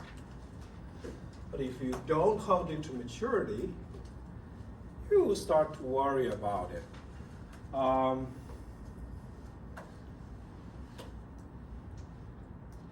Especially over the last few years, I think many investors in bonds got into trouble because the Federal Reserve raised the interest rate. And you will start to think that when you bought, for example, if you bought a 5-year or 10-year treasury, probably in 2021, something, you'll see, well, you receive certain interest, and if you hold for 5 years, over the next 5 years, you're going to receive this interest, you're fine. But then starting in 2022, the Federal Reserve starts to increase the interest rate a lot, and this makes the bond price drop much lower. Now, if you're an investor in these bonds, you can see that the value of this bond dropped significantly. You suffer from a loss, basically. Now, many people, that's why you need to understand what's going on here, because now you may think, well, why do I lost so much money from investing in this treasury, which promised a certain interest? Okay. So that's the key. The interest rate is not the same as coupon. But I can tell you, of course, if you're an investor in this treasury, maybe in 2021, even you start to suffer from these huge capital losses because of raise of rate by Federal Reserve, you are fine if you hold that bond until maturity. You still get those interest payment and final phase. So those things are not going to be changed. Okay, what matters is the current market value changed a lot, but you probably don't want to be bothered by that. So now let's look at the. Okay, let's take a break and we will go back to this difference between coupon rate and. Let's take another break. Oh, please hand in the this first day survey.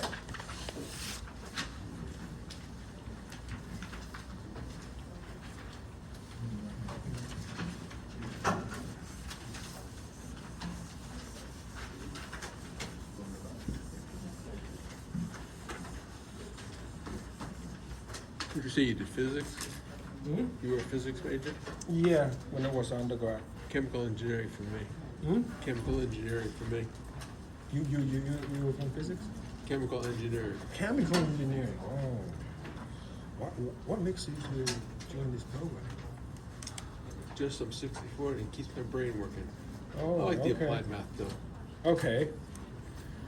Okay. So yeah, there's gonna be a certain amount of math in this program. Yeah, I already did the 3 modeling courses last year. Oh really? I did Yakov's cost-hangs course in Why did you Ed take? Disselman. You are the second year. You are second year. I didn't take these courses. I only took the ones in some economics in the first But year. this is the first year course. Yeah. Why did Well, you you take only the want to whole take thing? one at a time. They said do the modeling first. Oh, you can. So you joined last winter. Yeah, last fall. But my course was totally last fall. So do you start it? I in had 2 winter? economics courses plus Yakov's class Oh, last fall.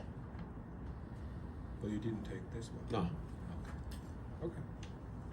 Same. You too? Yeah. Oh, I would have graduated. I don't know that. okay.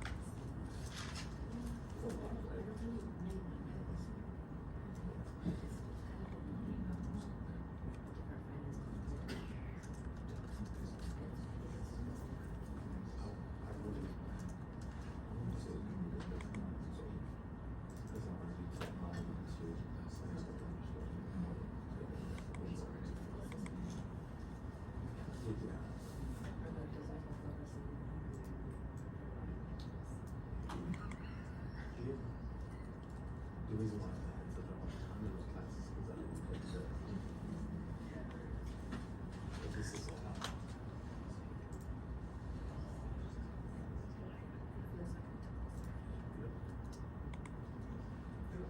He's really gonna talk until 9 o'clock, isn't he?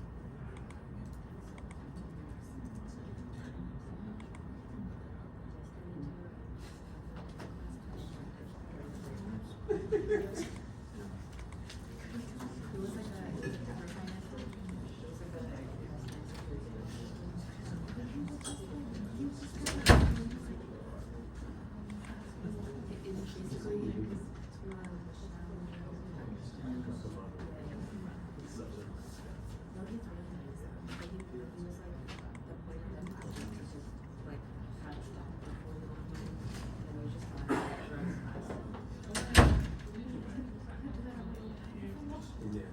Which class was that? Investment and security analysis. Before the way? What are you building your own model? No, I'm just writing notes. Oh, that's true. It looks like code. I thought it was code. That's the editor.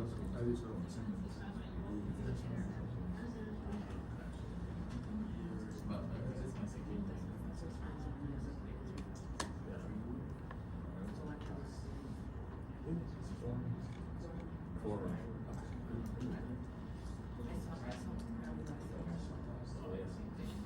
He's teaching, he's basically the physical exam, just not in Taiwan. Yeah.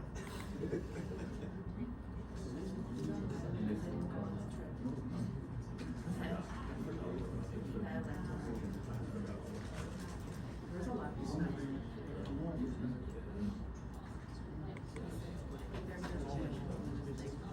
I just started a new job.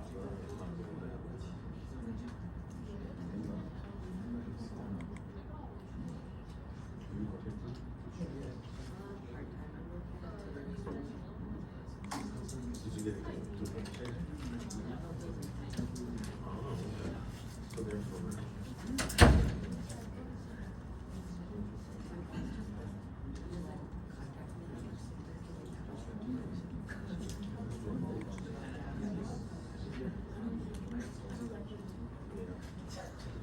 They took our remote days away at work.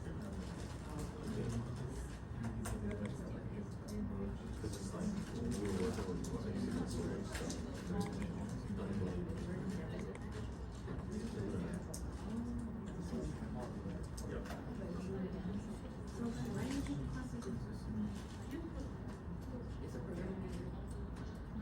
I think it really is only here. I know it's not there.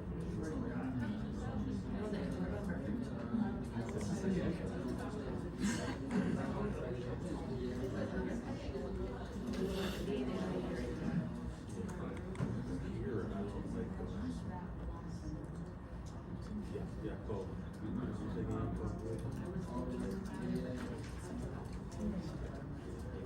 He was saying like they don't have all our for the different board.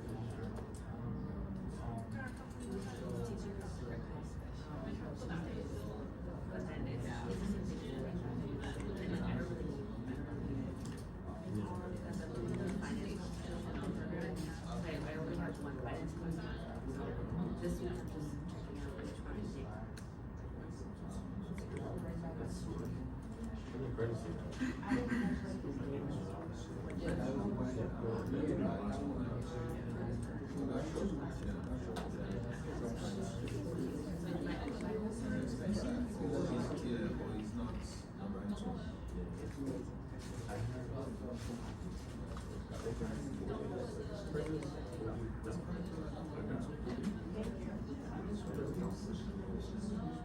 I have enough friends that don't have these two.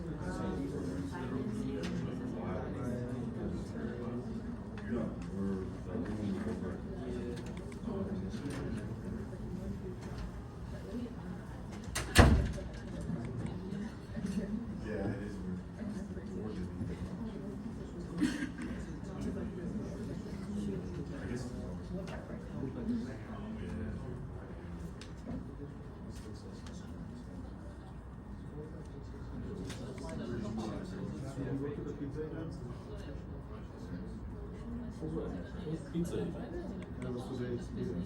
Oh, they just sent it to the student? Not too hard for us, so that's why I was late.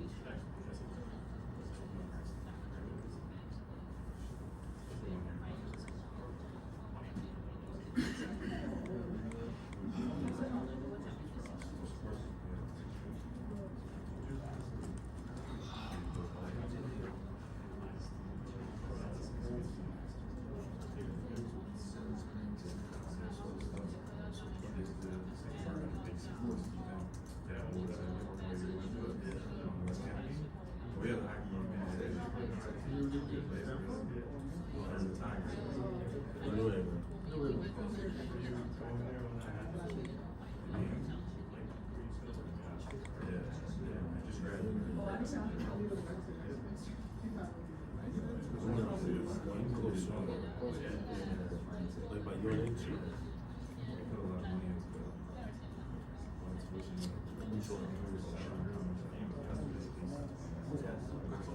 So that's the same one. Isn't it on the board? I don't know exactly. Do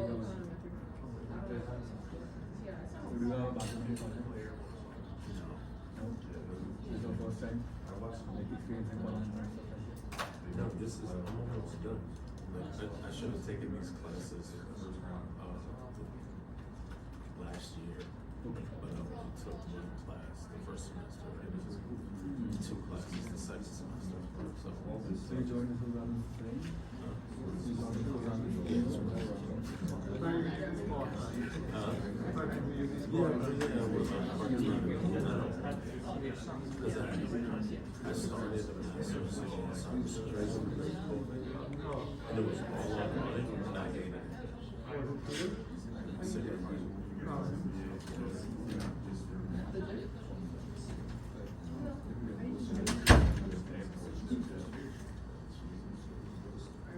By the way, do you like cybersecurity?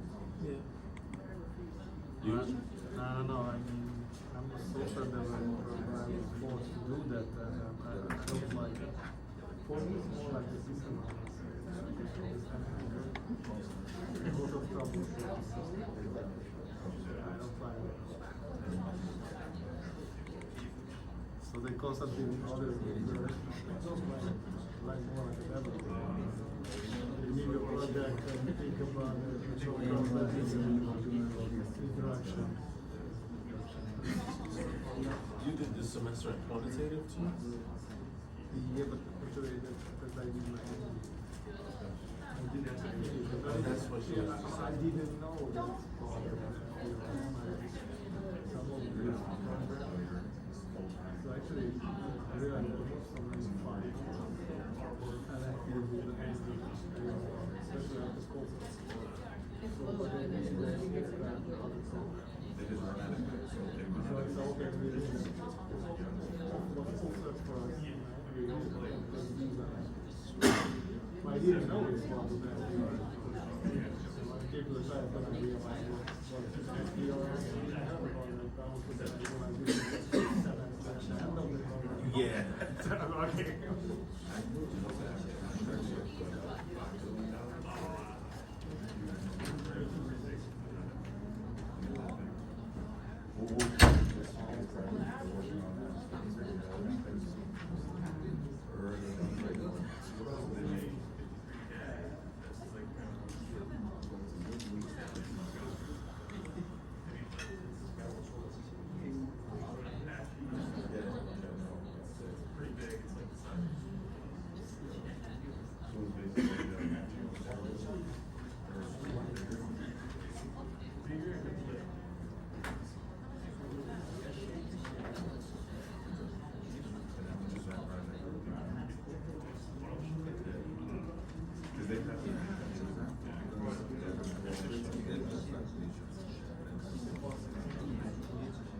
So is that an iPad?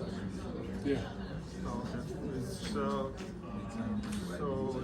you're using as a additional. No, I thought you were using as an additional monitor. It's recording.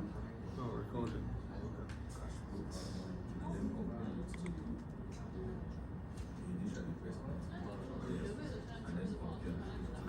you don't mind, would it be possible to share me the first? First, I was 20 minutes late at some point. Maybe I would listen what he said at the first 20 minutes. You didn't miss anything. Yeah, but maybe if I don't know, at some point I can listen, I would be happy.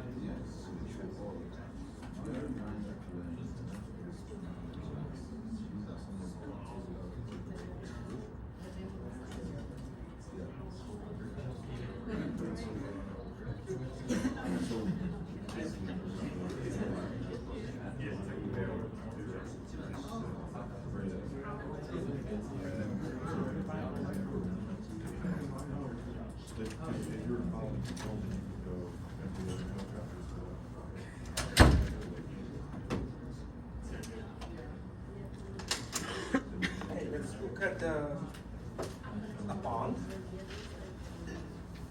How does that relate to interest rate? So a bond is basically, this is a pretty standard bond. A bond is a piece of paper, it's a contract. So you can see that these important information are written on this piece of paper. First, it's going to mature in September 1st, 2025. Forgot to change the number here. Probably I should change it to 2026. It's a 1-year bond. Face value is 100, which means that maturity the borrower is the seller of the issuer. The issuer of bond is basically the borrower. Okay, it's going to pay you back $100 plus the coupon. So coupon rate is 3%. Okay, which means that you're going to receive 3%. Usually this is an annual coupon rate. We'll talk about the coupon rate. Basically, this tells you that how much interest that they're going to pay you. Okay, how much coupon they're going to receive based on that $100.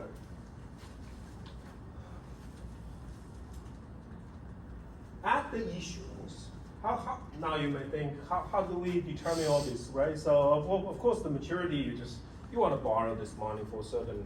If you are the issuer, you want to borrow for a year, for example. You're sure that you're gonna pay back in a year, the money for a year. So you're gonna determine the maturity. The face value is basically how much you want to borrow.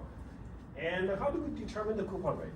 The coupon rate is determined at the point when you borrow the money, right? When you borrow money from somebody, and now you two have to negotiate a rate. Especially if you borrow from a bank, right? The bank is just go to check today's interest rate and say, well, this is the interest rate that you have to pay. That's going to be the coupon rate. So the coupon rate is determined by the interest rate at the point when this bond is issued. And after that, this coupon rate is fixed. Okay, you're going to pay, for example, you have mortgage, for example. If you, I guess most of you didn't buy a house during the COVID. I know somebody bought the house in the COVID and take a mortgage. At that point, mortgage rate is extremely low, right? Once you get that mortgage, for the next 30 years, you're going to pay that low rate. Okay, so that coupon rate is fixed. Even though now the interest rate is much higher, because this, for US, there's this 30-year fixed rate mortgage. So that's basically, a bond is very close to that mortgage. Basically, you're going to have to pay this fixed rate for the next 30 years, no matter how the Federal Reserve manipulates the rate. Interest rate doesn't matter. Okay, this coupon rate is going to be fixed over this maturity, until maturity. But the coupon rate is fixed, so that's what we call the coupon rate. But the interest rate can change, like in 2022. And last year, the Federal Reserve keeps changing the interest rate in order to implement their monetary policy. Right? to keep the inflation low and try to maintain the employment rate.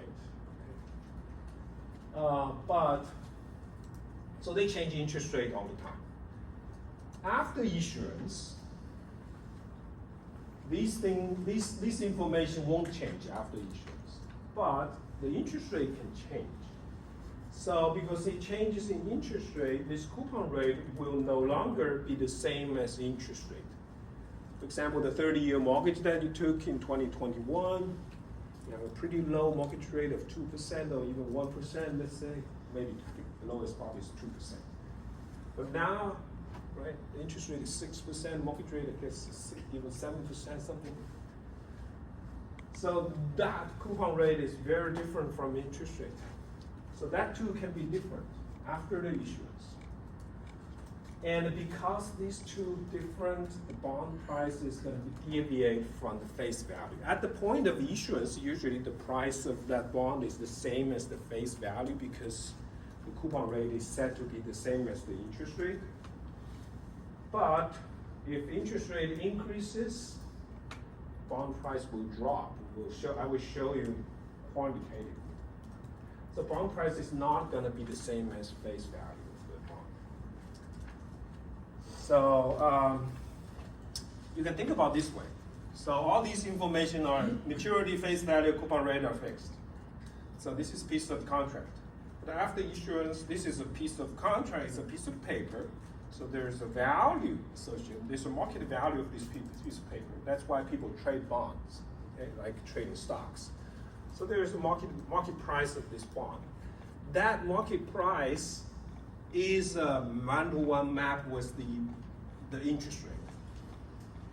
Okay, the price of this piece of paper can change afterwards. That's going to be determined by the interest rate. Okay, the interest rate is going to determine the changes in the price of this piece of paper.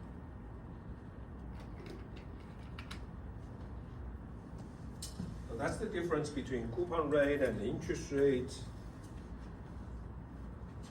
And that's the treasury. And for a corporate bond, a bond can default.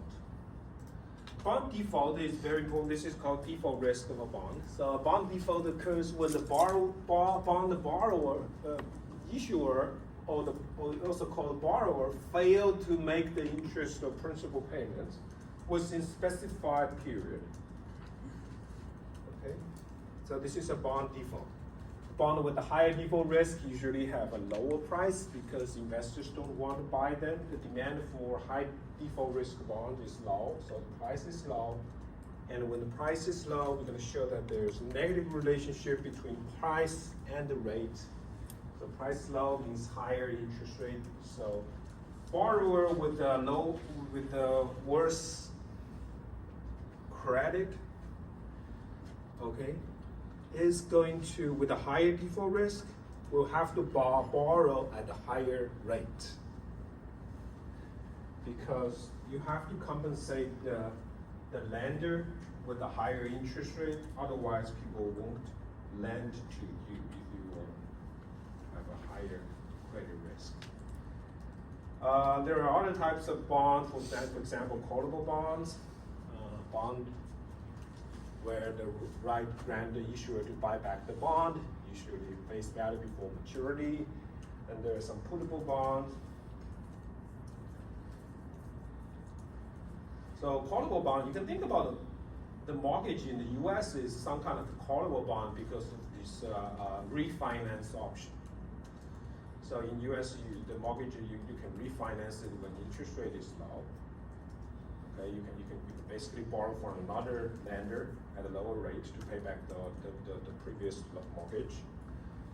So that's basically a callable bond. So you are the issuer, you can buy back the bond when interest rate is low in order to refinance it. So that's an option. So it's called callable bond. There's some puttable bond as well, and convertible bond, where bond can be converted to some kind of other security, usually stocks before the maturity. And then there's this zero coupon bond, which is a very important concept.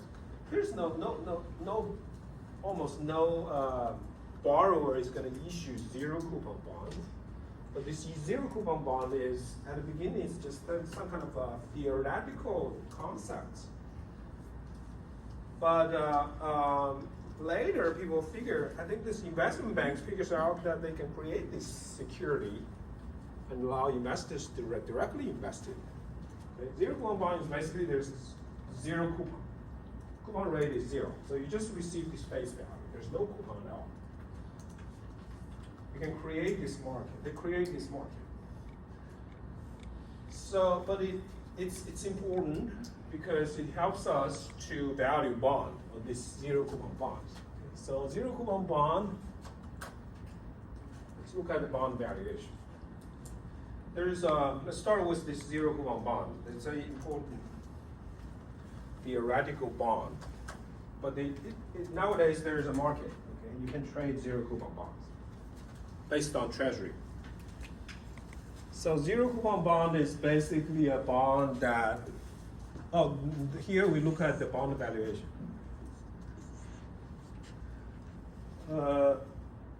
Maturity is 1 year. And your face value is $100.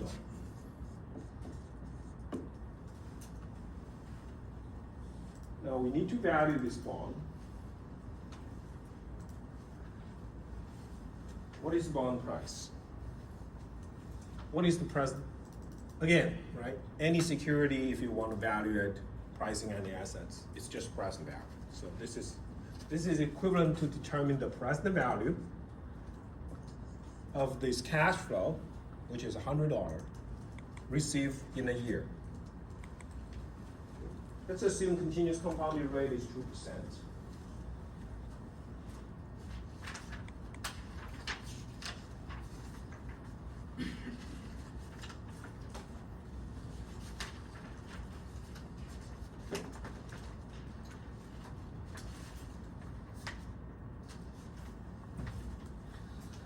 So you discount this, okay, I think we have already done that.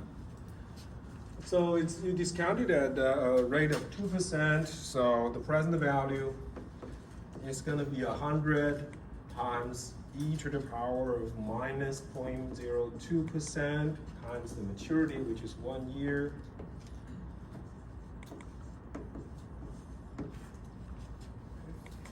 Just gonna show you this example.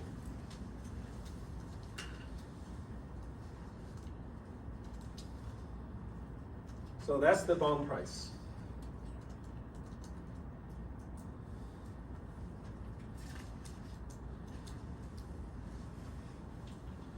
Or you can write it in this way, right? So it's basically 100 minus RT. And this helps a little bit because I want to give you this intuition, which is very, very important, is that if you increase the rate, R value is this is the R is the interest rate. High interest rate. When you increase the rate, let's call this. I'm going to use this to denote that Federal Reserve raised the rate. When you increase the rate, because there's a minus sign, so the present value is going to be a decreasing function of R. The present value is going to increase, is going to decrease. Okay, it's basically that if you have higher discount rate, your present value will be lower. This is a very, very important intuition, not just for bonds. So this goes back to this picture. As I show you this picture, now I try to, connect all this slides. So in this picture, you can see that if you have a higher discount rate, so we have 3 discount rates, higher discount rate 15%, that's 5%, this is 10%. If Federal Reserve raised the rate, you have a higher discount rate, so you're given the same maturity, like 10 years, higher rate means lower present value. Which means that bond price is going to be lower. That's why over the last few years, if you invest in Treasury, you suffer from a lot of capital losses, as I said in the beginning. So it's a pretty bad period for bond investors. Yes. So the discount rate, present value is always negative, like the interest rate? No. Present value is not negative. Present value is always positive. Why is interest rate negative No, interest rate is positive. in the formula? Oh, this is not negative. This is, you have to add a minus sign here because this is a discount. You have to discount cash flow to get them, right? This has to be less than 1. So you have a minus sign here.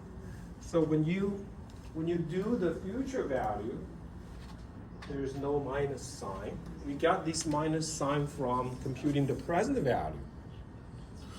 So you got it? Oh, okay. Okay.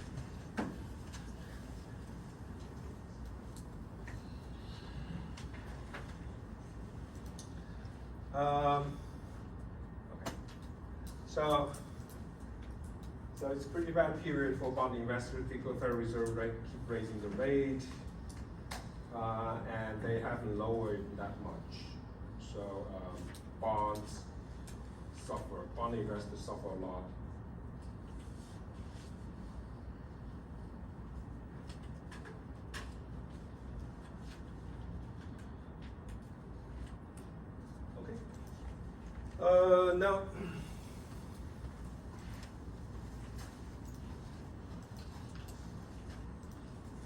Now, let's look at the coupon rate. Coupon rate is more natural, right? Most of the issuer issue coupon bonds.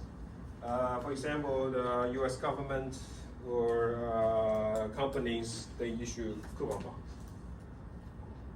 So coupon bonds that pays coupons. You don't just get the final face value, final principal. So it's pretty much. So let's see a standard for a standard coupon bond. How do we determine the cash flows and do the valuations? One question. So zero coupon bond is always sold on the discounted price compared to the face value, because practically assuming not a zero. Yes, rate. So it's always because the present value is discounted. So there is a face value in the future, and then whenever it's sold, it always has a discounted value price. Yeah, there is a it's called the current market price, Yeah. which is the discounted value of that So future cash maybe flow. always less than Yeah, the- same for the coupon. Actually, for coupon bond, the same. It's just that you have multiple cash flows, not just one. Well, I mean, the zero is always has like a Zero means that you only receive one payment, which is at so the meaning maturity. like there's a face value in the future, so it's always practically I buy less than the face value. True, if interest rate is Yeah. positive. Yeah. Yeah, that's an important feature of Yeah. zero coupon bond, which is the price of this bond is always less than the face value. But if you have a coupon, because you always discount that face value at a positive interest rate, so the value is always less. Yeah. But for coupon bond, it's gonna depend on the relation between coupon rate and the interest rate. Okay, sometimes it could be higher, sometimes it could be lower than the face value. It depends. Now let's look at the coupon bond. So this is a very straightforward coupon bond. It's the simplest coupon bond that I can think of. So it's a 1-year coupon bond. And it pays semi-annual coupon. This is standard for all the treasuries.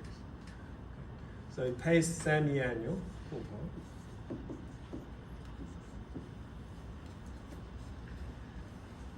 This is the timeline. Let's identify the timeline, the cash flow. So you receive a coupon payment after 6 months and 1 year. Okay. At year 1, you will receive $100, which is the principal face value. And there's a coupon rate, okay, 5%. This coupon rate, usually when we call it coupon rate, is a annualized coupon rate of 5%, which means that if you pay semi-annual coupon, you can receive one half of this 5% times the face value. That's going to be the coupon that you receive 6 months later. And in year 1, 2.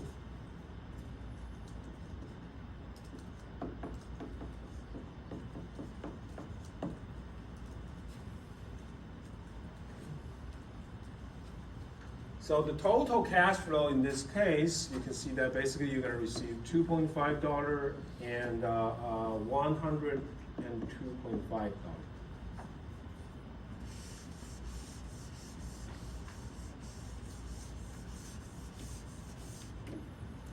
Now,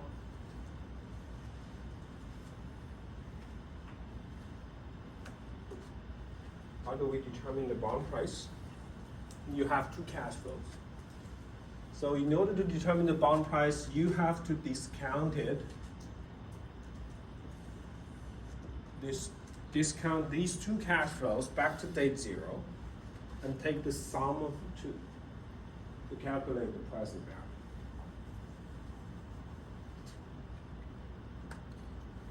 And there is a reason for that. Why can you do that? You may ask. The reason is because a very important concept in finance, and also when we apply to fixed income, is that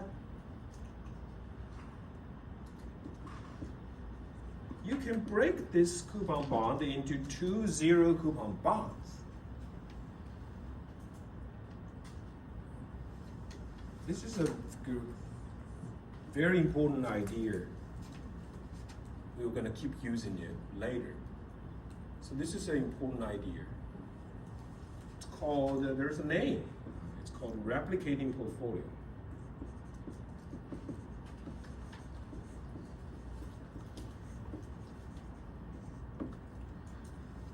I'm going to claim that there are two zero coupon bonds, A and B. This two is going to create a portfolio. And when you look at the cash flow of the portfolio, this A pays you $2.50 in 6 months, and B pays 0 in 6 months, and 102.5 in year 1. Now, if you hold this portfolio, consists of two zero coupon bonds, you're going to have the cash flow which is going to be exactly the same as this coupon bond.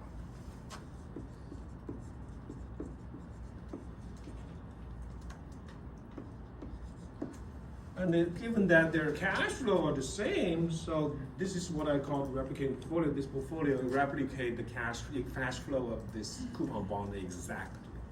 So given that they're exact the same future cash flow, the present value should be exactly the same. Otherwise, there's a problem, right? You're gonna, what we call arbitrage. You can buy the cheaper one and sell the cheaper asset and sell the more expensive asset. You're gonna get a profit for free. So these two cash flows, these two present values should be the same.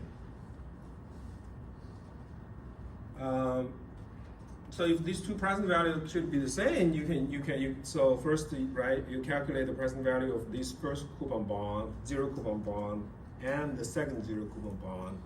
You can create this coupon bond. You can get the present value of this coupon bond. That's why you can take the present value of the first cash flow plus the present value of the second cash flow.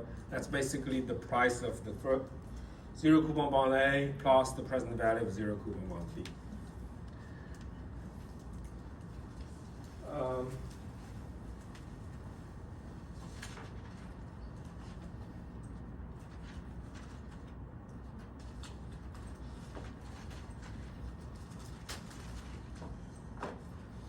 So that's the answer. So 2.5 discounted at a continuous compounding rate of 2% of 6 months, and 102.5 times discounted at a continuous compounding rate for year 1, you get the present value, which is the sum of the two zero coupon bonds. So you can see that this price is actually higher than the face value. The price can be higher than the face value for coupon bond.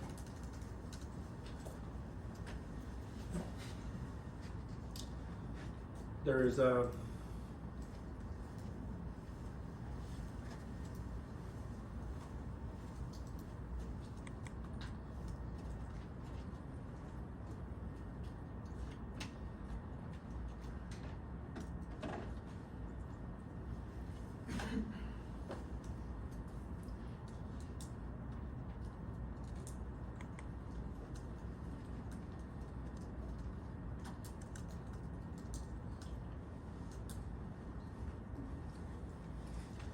Now,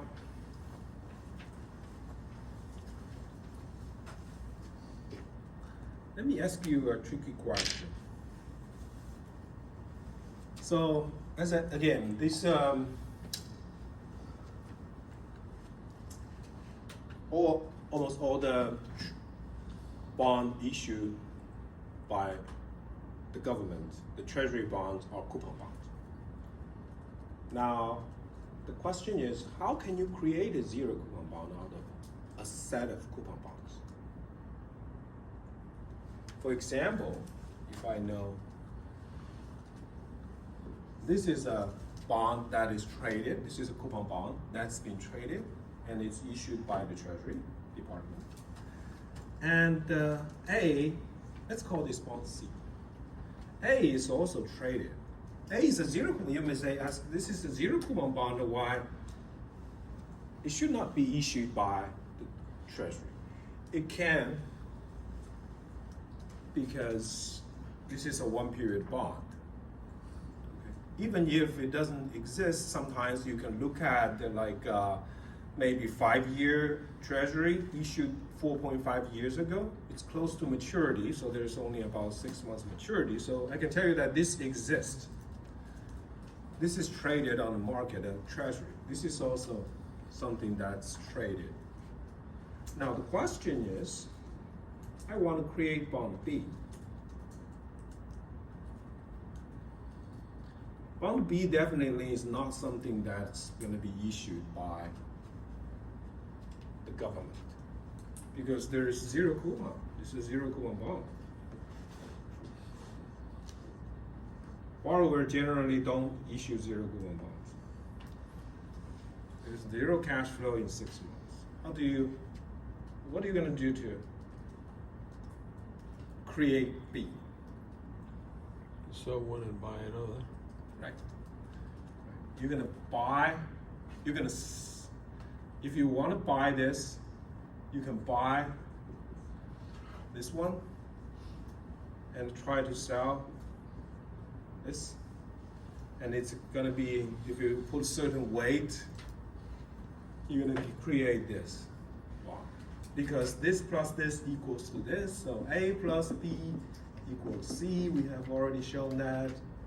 So if you want a B, you can use C minus A, which means that you're going to long C and short A. So minus in general is called short or sell. So if you buy C and sell A, you can create B. That's how the investment bank create this, I think they call this strips. There's a specific market for the Treasury, zero coupon bond. All zero coupon bonds for the Treasury. They basically create this using this trick, and you can create all these zero coupon bonds. And you can actually using these zero coupon bonds to create the yield curve as well.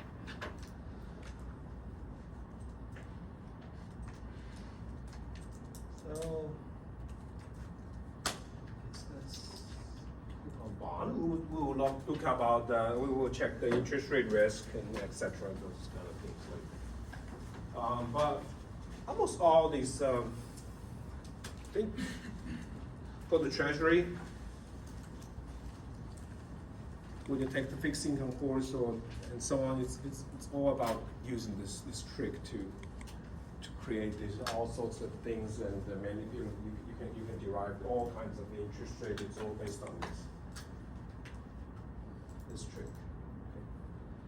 Now let's look at stocks.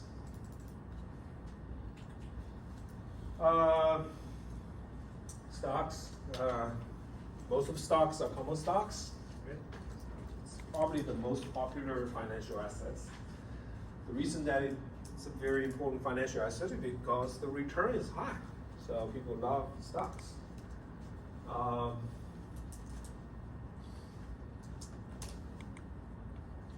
Common stocks. So what is a common stock? So if you own a stock, right, if you're a stock investor, you should know what you own. You're a stockholder, so you're gonna receive the right to the firm's residual value after all the claims are paid. So stocks is such a thing that, you know, with a company like Apple, they sell their product, and then they pay all those costs. They receive the revenue and then pay all those costs of producing and advertising and all these different costs. And they pay their debt holder. My guess is that they don't have much debt. They pay tax. Everything has been, after all these different sorts of costs that being paid, and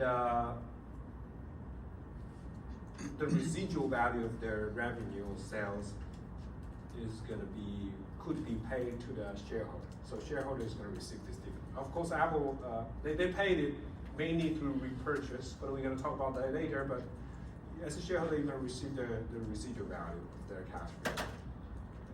They have to pay all those things like costs, salary to the employee, all those things like first, and then at the end, they will pay their shareholder.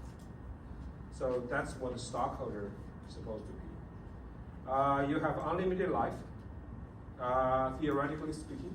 In real life, all the companies going to bankrupt at some point, so it's not really unlimited.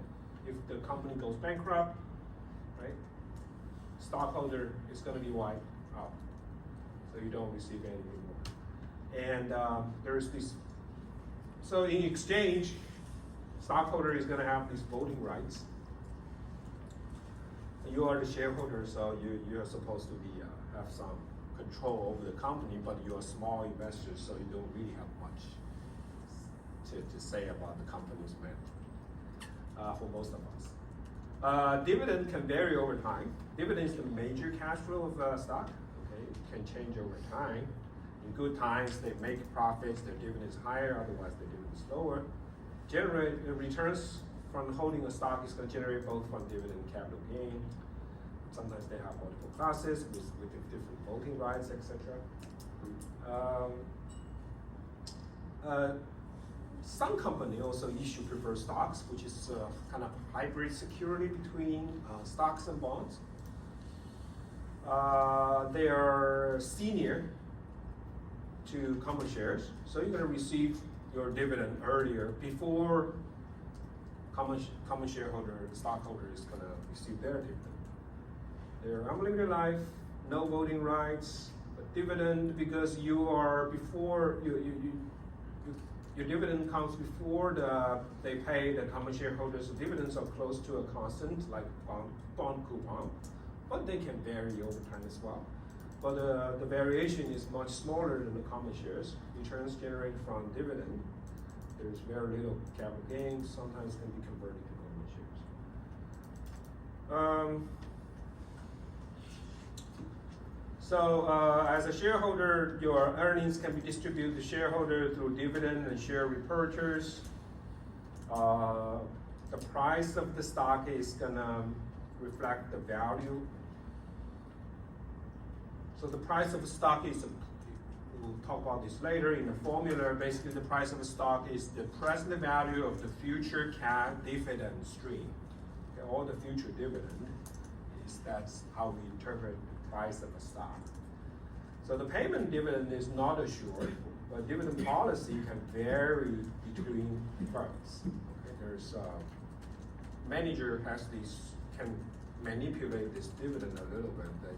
They try to smooth the dividend over time because cutting dividend is really bad news for the stock price. Dividend in the US is generally paid quarterly and quoted in annualized terms. They are not compounded, so once the dividend is paid to you, you can use that to buy the shares at the end, but that could be called compounding. But if you consume that dividend, there's no compounding. There's a very important measure of dividends called dividend yield, which is annual dividend divided by the current price.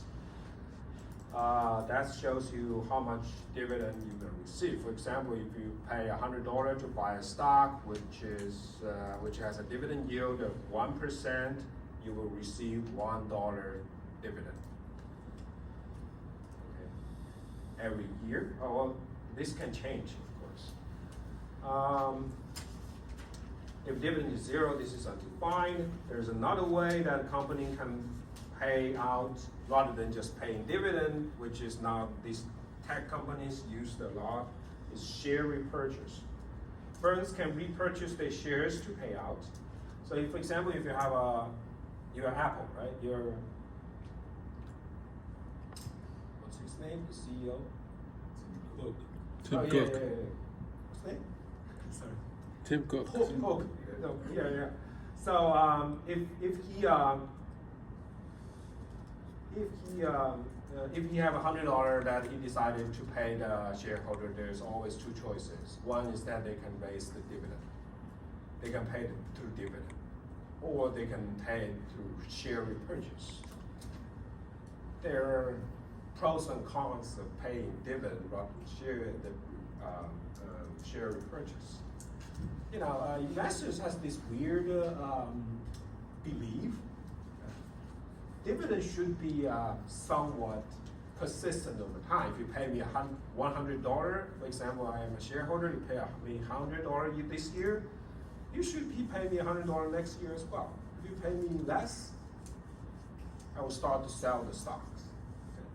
So that's why some of these tech companies would rather do share repurchase, because share repurchase it seems like, even though it's the same, I just pay that $100 to you, but if I don't pay dividend, I have to pay through share repurchase. That if you cut the share repurchase next year, investors seems to be okay with that. Okay, that's why some of them don't. If you really raise the dividend next year, if you are in a bad year, if you want to cut dividend, investors is gonna sell your stock like crazy. But if you cut your share repurchase next year, it seems like investors are okay. That's why some companies like nowadays, a lot of companies like to do share repurchase, especially for those money that they are not sure whether they will get that next year, those profits.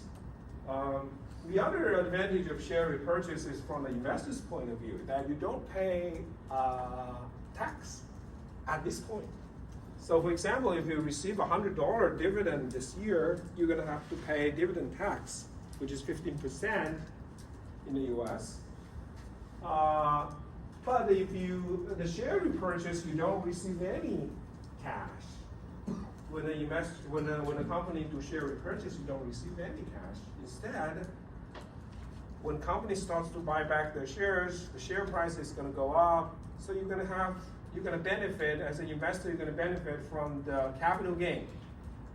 The capital gain is unrealized, okay? As long as you don't sell those shares next year. Those are unrealized capital gain, so the government is not gonna tax you on that. So you basically postpone the tax.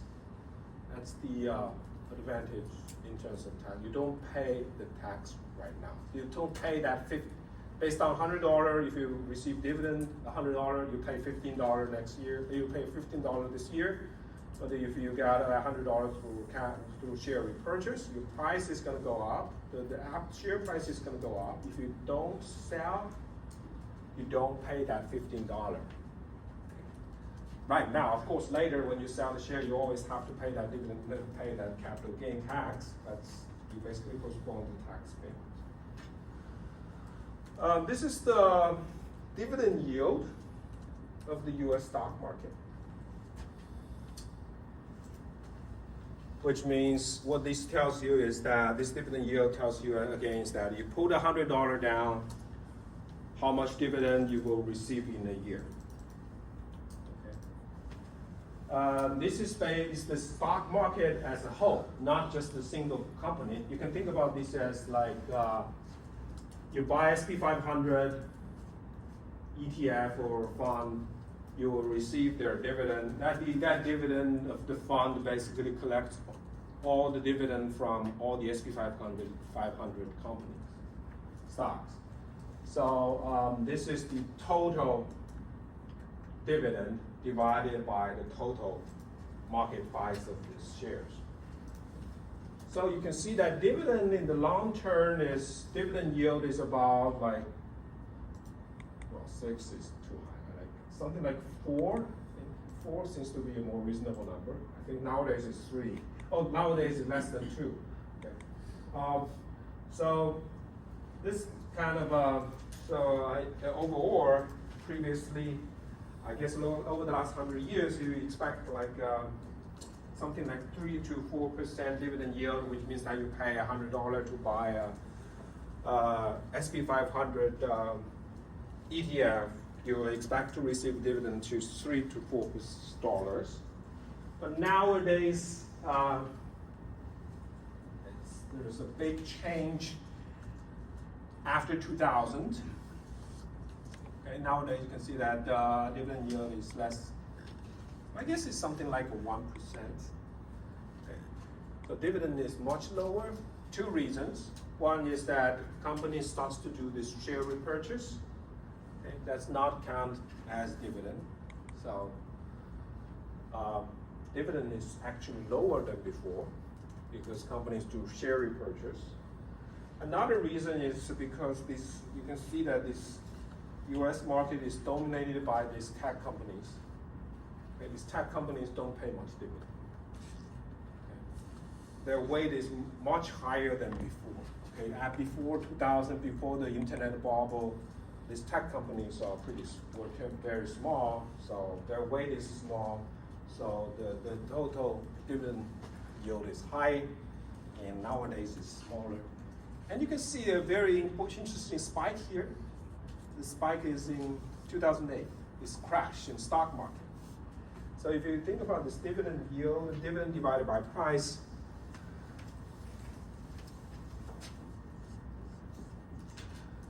okay.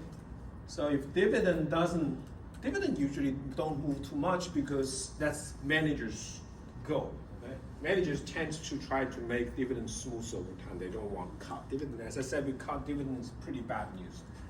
Now, if dividend is somewhat smooth, now if you think about the price, right? If the market crashes, the price goes down a lot. If the price goes down, the dividend yield is going to go up because price is the denominator. Okay, that's exactly what you see here. There's a spike here. The dividend price is low, and academic research showed that if your dividend price is low, that's exactly where the future return will be high.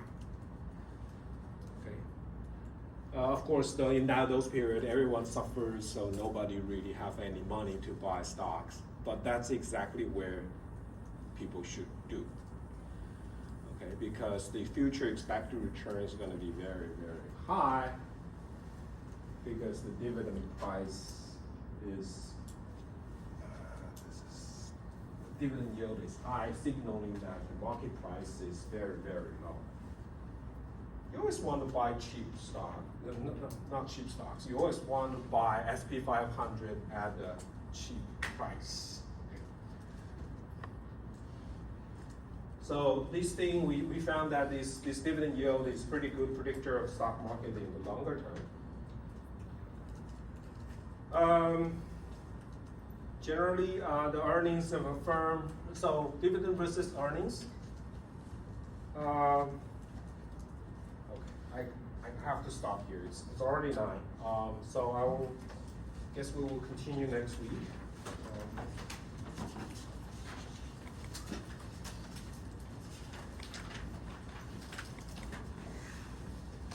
So everyone submit their survey, right? Haven't done yet, please give me the survey.